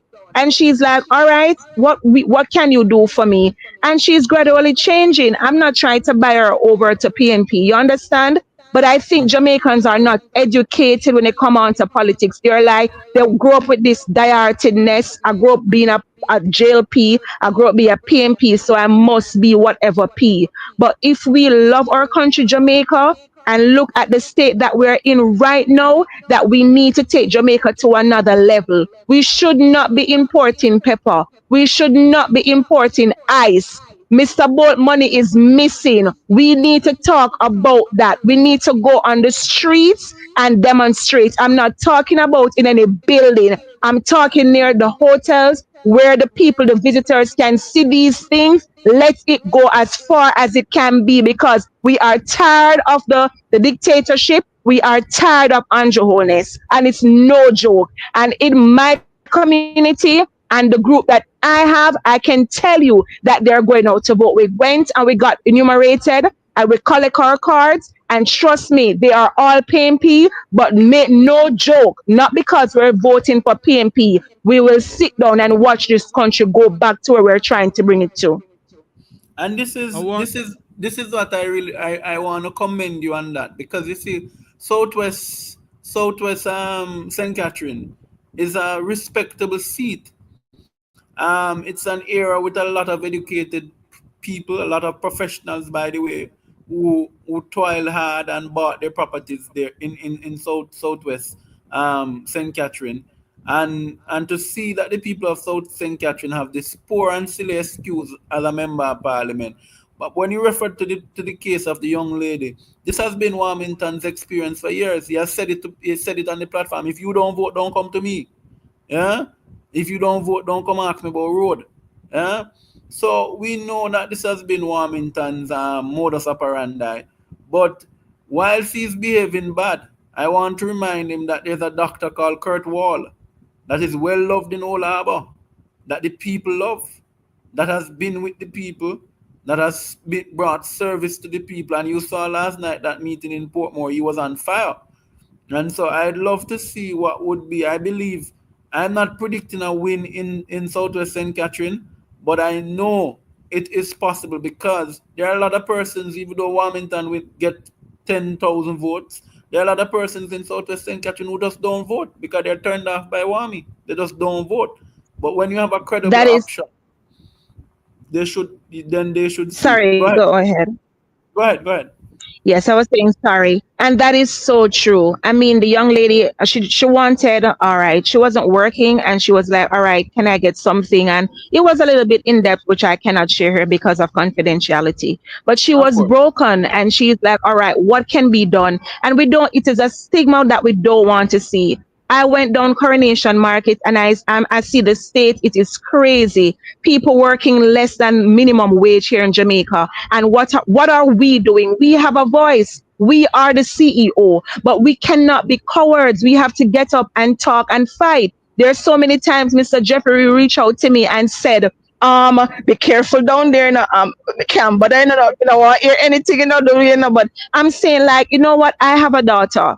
And I have to make sure that I'm going to set the way for her. My vote counts. And right now, the ladies are with me. I even have men now on board. And they're like, boy, you little bit, but you tell her why now. But come here. And they're happy. And it's not just PMP. I said JLP, both parties. And I can tell you that I even have PMP, let's keep it balanced, that said they're not going to vote. And I'm like, what do you want to see? And I even send those clips to Mr. Jeffrey. What you want to see? They said what they want is to be heard. Headboy, so many people, they said, all I want to do is to be heard. I don't want to hear about the complaining. I want to see solution. I want to be heard. I want to know what is going to happen. And we have to work. We have to get up and fight. We have to go to the streets. My church was out there for over 2 weeks at Emancipation Park. We will not have same-sex marriage here in Jamaica. You want it in your bedroom, fine, keep it over where you want it. We will not have abortion walking around. We will not sit down and watch our children go down into this. We will not do it. Jamaica is a country that was birthed upon God, and we will continue to be there. But I'm also calling out, use this opportunity for the umbrella of churches. Not the Naguan. Mina hear no mina soon. The young lady that died, that they murdered. We don't see the church down there and talking. My little church, people not really seeing him because he's not upfront and showing everything. You understand me? But we need the umbrella of churches to go out and help the people. We have people who are hungry. We have people out there right now who are going crazy. Mental illness here in Jamaica is on the rise. No joke. We have corrupt preachers, but we have good preachers here. But what we have to do is to stop pointing fingers and do our part. Do our part and stop pointing fingers. I went and I got enumerated. I got my voter's ID, name on the list, and everything just to be just here waiting for it. I am sad by everything that is going on. I'm saddened by it, that not even the date we don't know. And Andrew don't want to say anything. I've been doing my homework.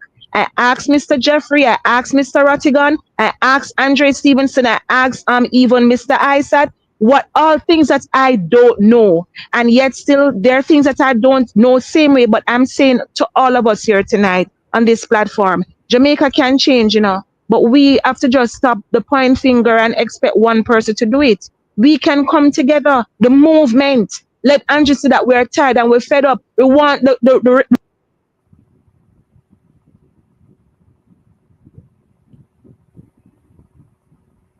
Hello? We want to be seen. We want to be seen and we want to be heard.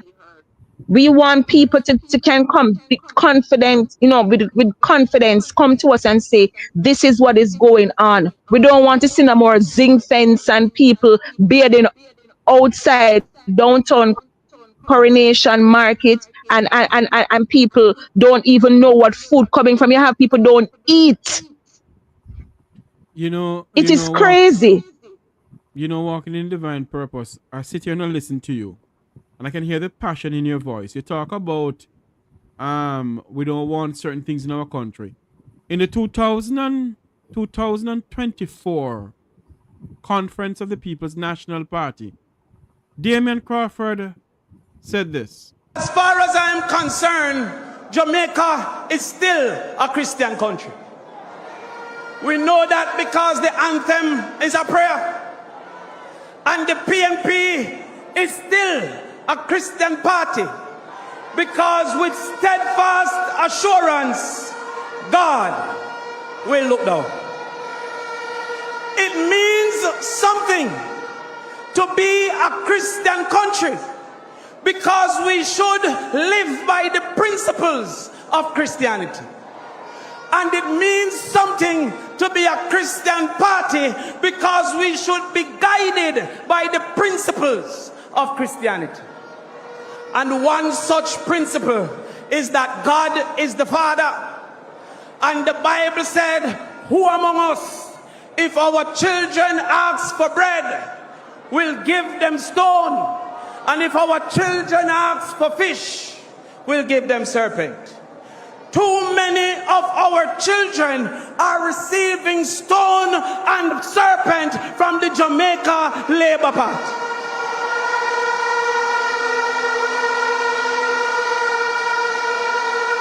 In PEP,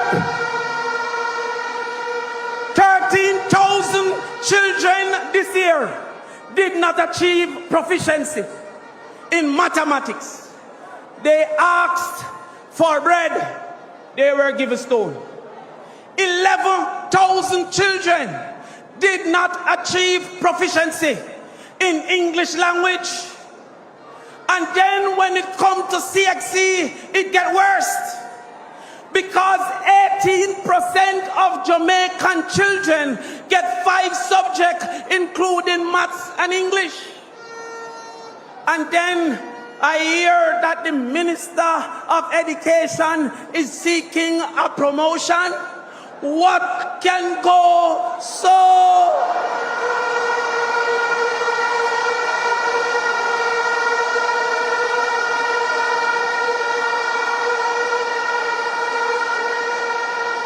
By right, she should be asked for her resignation. But I understand what is happening in the JLP because they have no talent. The JLP remind me of an artist that got to studio with 10 words and want to make 30 songs. What can go so?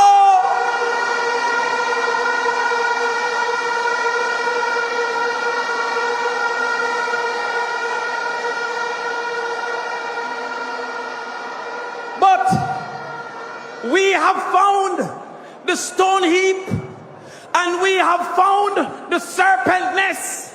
And I guarantee that in 5 years after we take government, we will defeat Trinidad, we will defeat Barbados in CXC the same way we treat them in Carifta.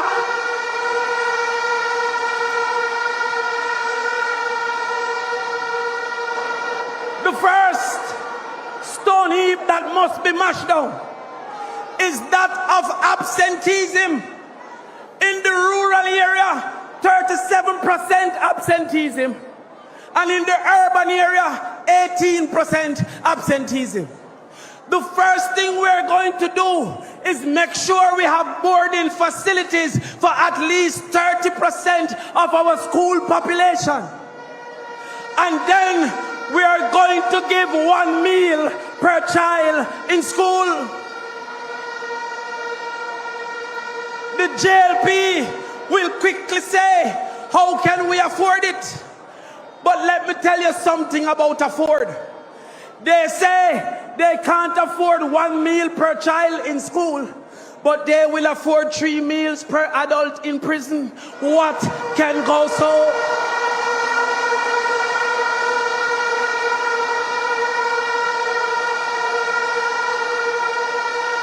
Let me tell you something about afford. They will say they can't afford to board a child in school for 5 years, but they're planning a big investment in prison to board you with gun for 15 and with murder for 30. What can go so? And then we are going to ensure we fight to keep our teachers. We are going to put a teacher retention plan that make it easier for a teacher to own a house, for a teacher to drive a car, for a teacher to be comfortable in the classroom and in the staff room.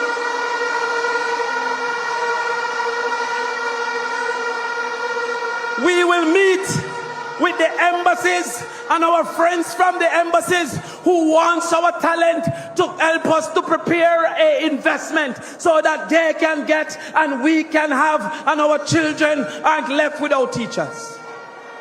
But you see, after that investment, you see who want to prevent our 1 degree per household.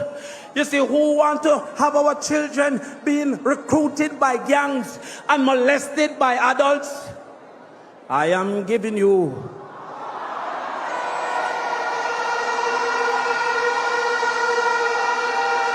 see, after that investment, you see who encouraging our children into gambling and truancy and alcoholism. I am giving you a new day is dawning. Ma golden ako.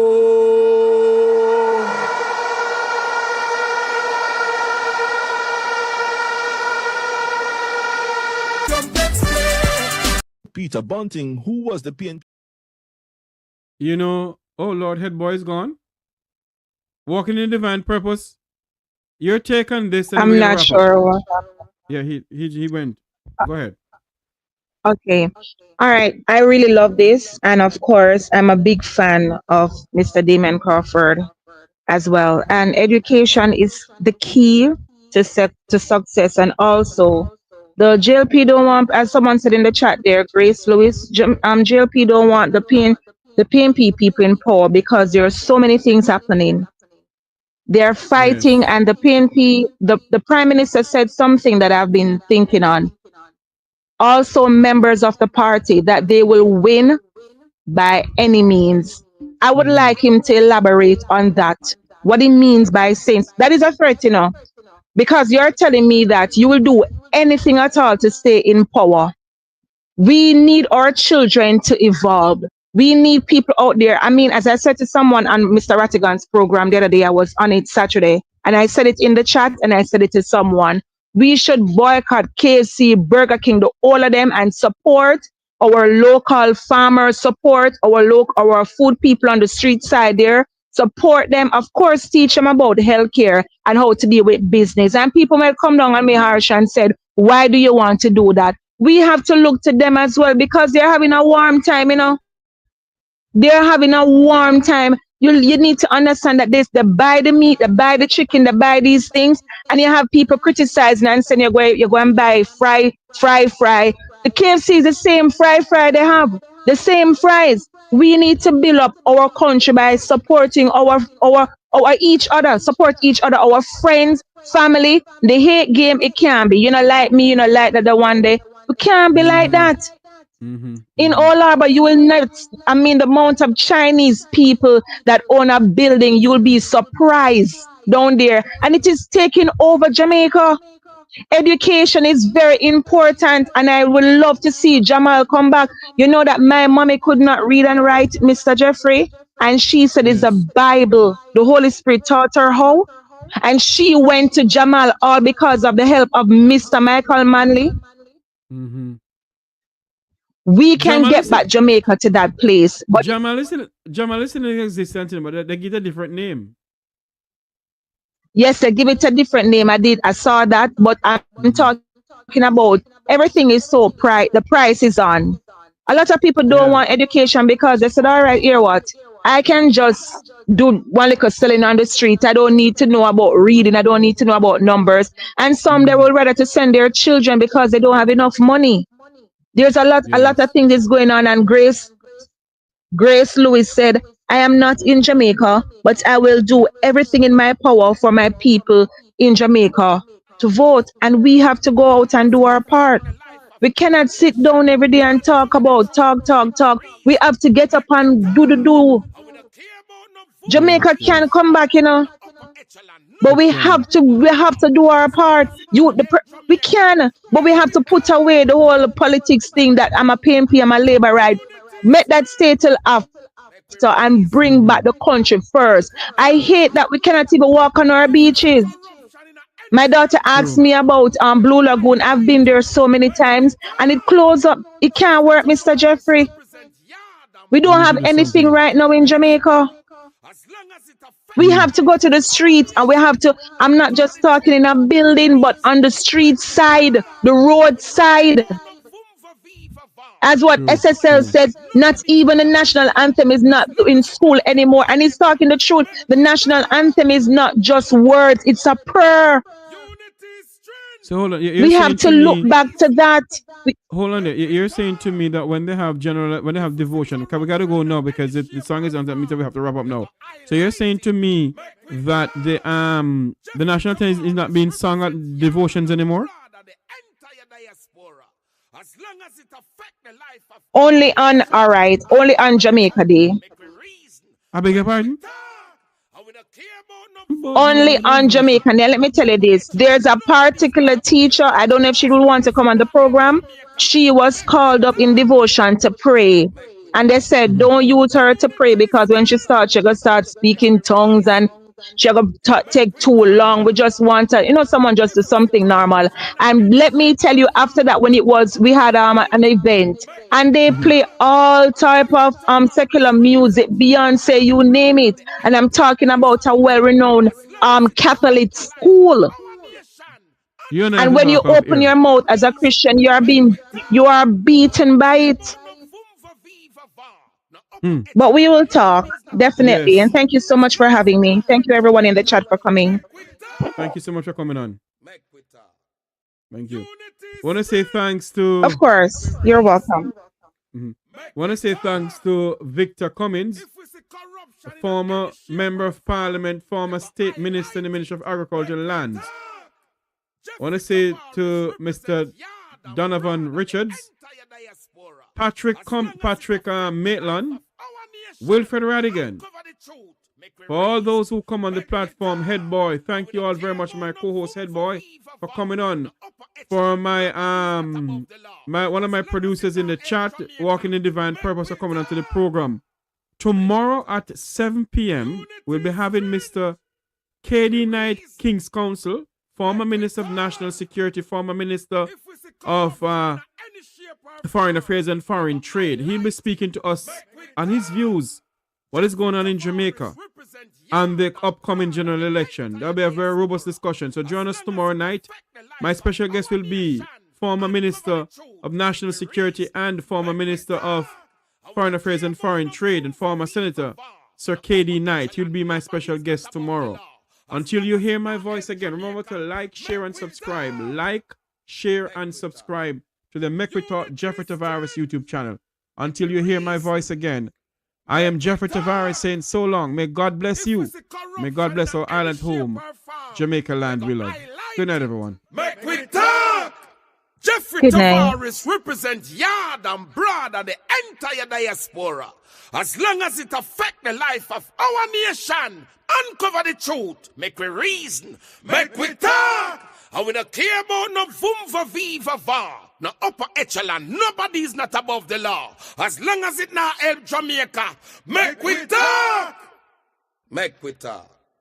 Unity is strength, make we reason, make we talk. If we see corruption in any shape or form, we're going to highlight it. Make we talk. Jeffrey Tavares represent yard and broad and the entire diaspora. As long as it affect the life of our nation, uncover the truth, make we reason, make we talk. And we don't care about no vumva viva va, no upper echelon, nobody is not above the law. As long as it not help Jamaica, make we talk. Make we talk. Unity is strength, make we reason. When the game gets rough and this life just seems so tough, make we talk, my people, make we talk. When this town becomes an ugly place, don't let it erase the smile from your face. Make we talk, people, make we talk. Conversation is the key, a guiding light for you and me. Spark a talk and you will see. Conflict solver A to Z. World leaders master the art of self-defense just by talk. So people, make we talk. Hey, we're living in a world that on ourselves we must depend. Make we talk.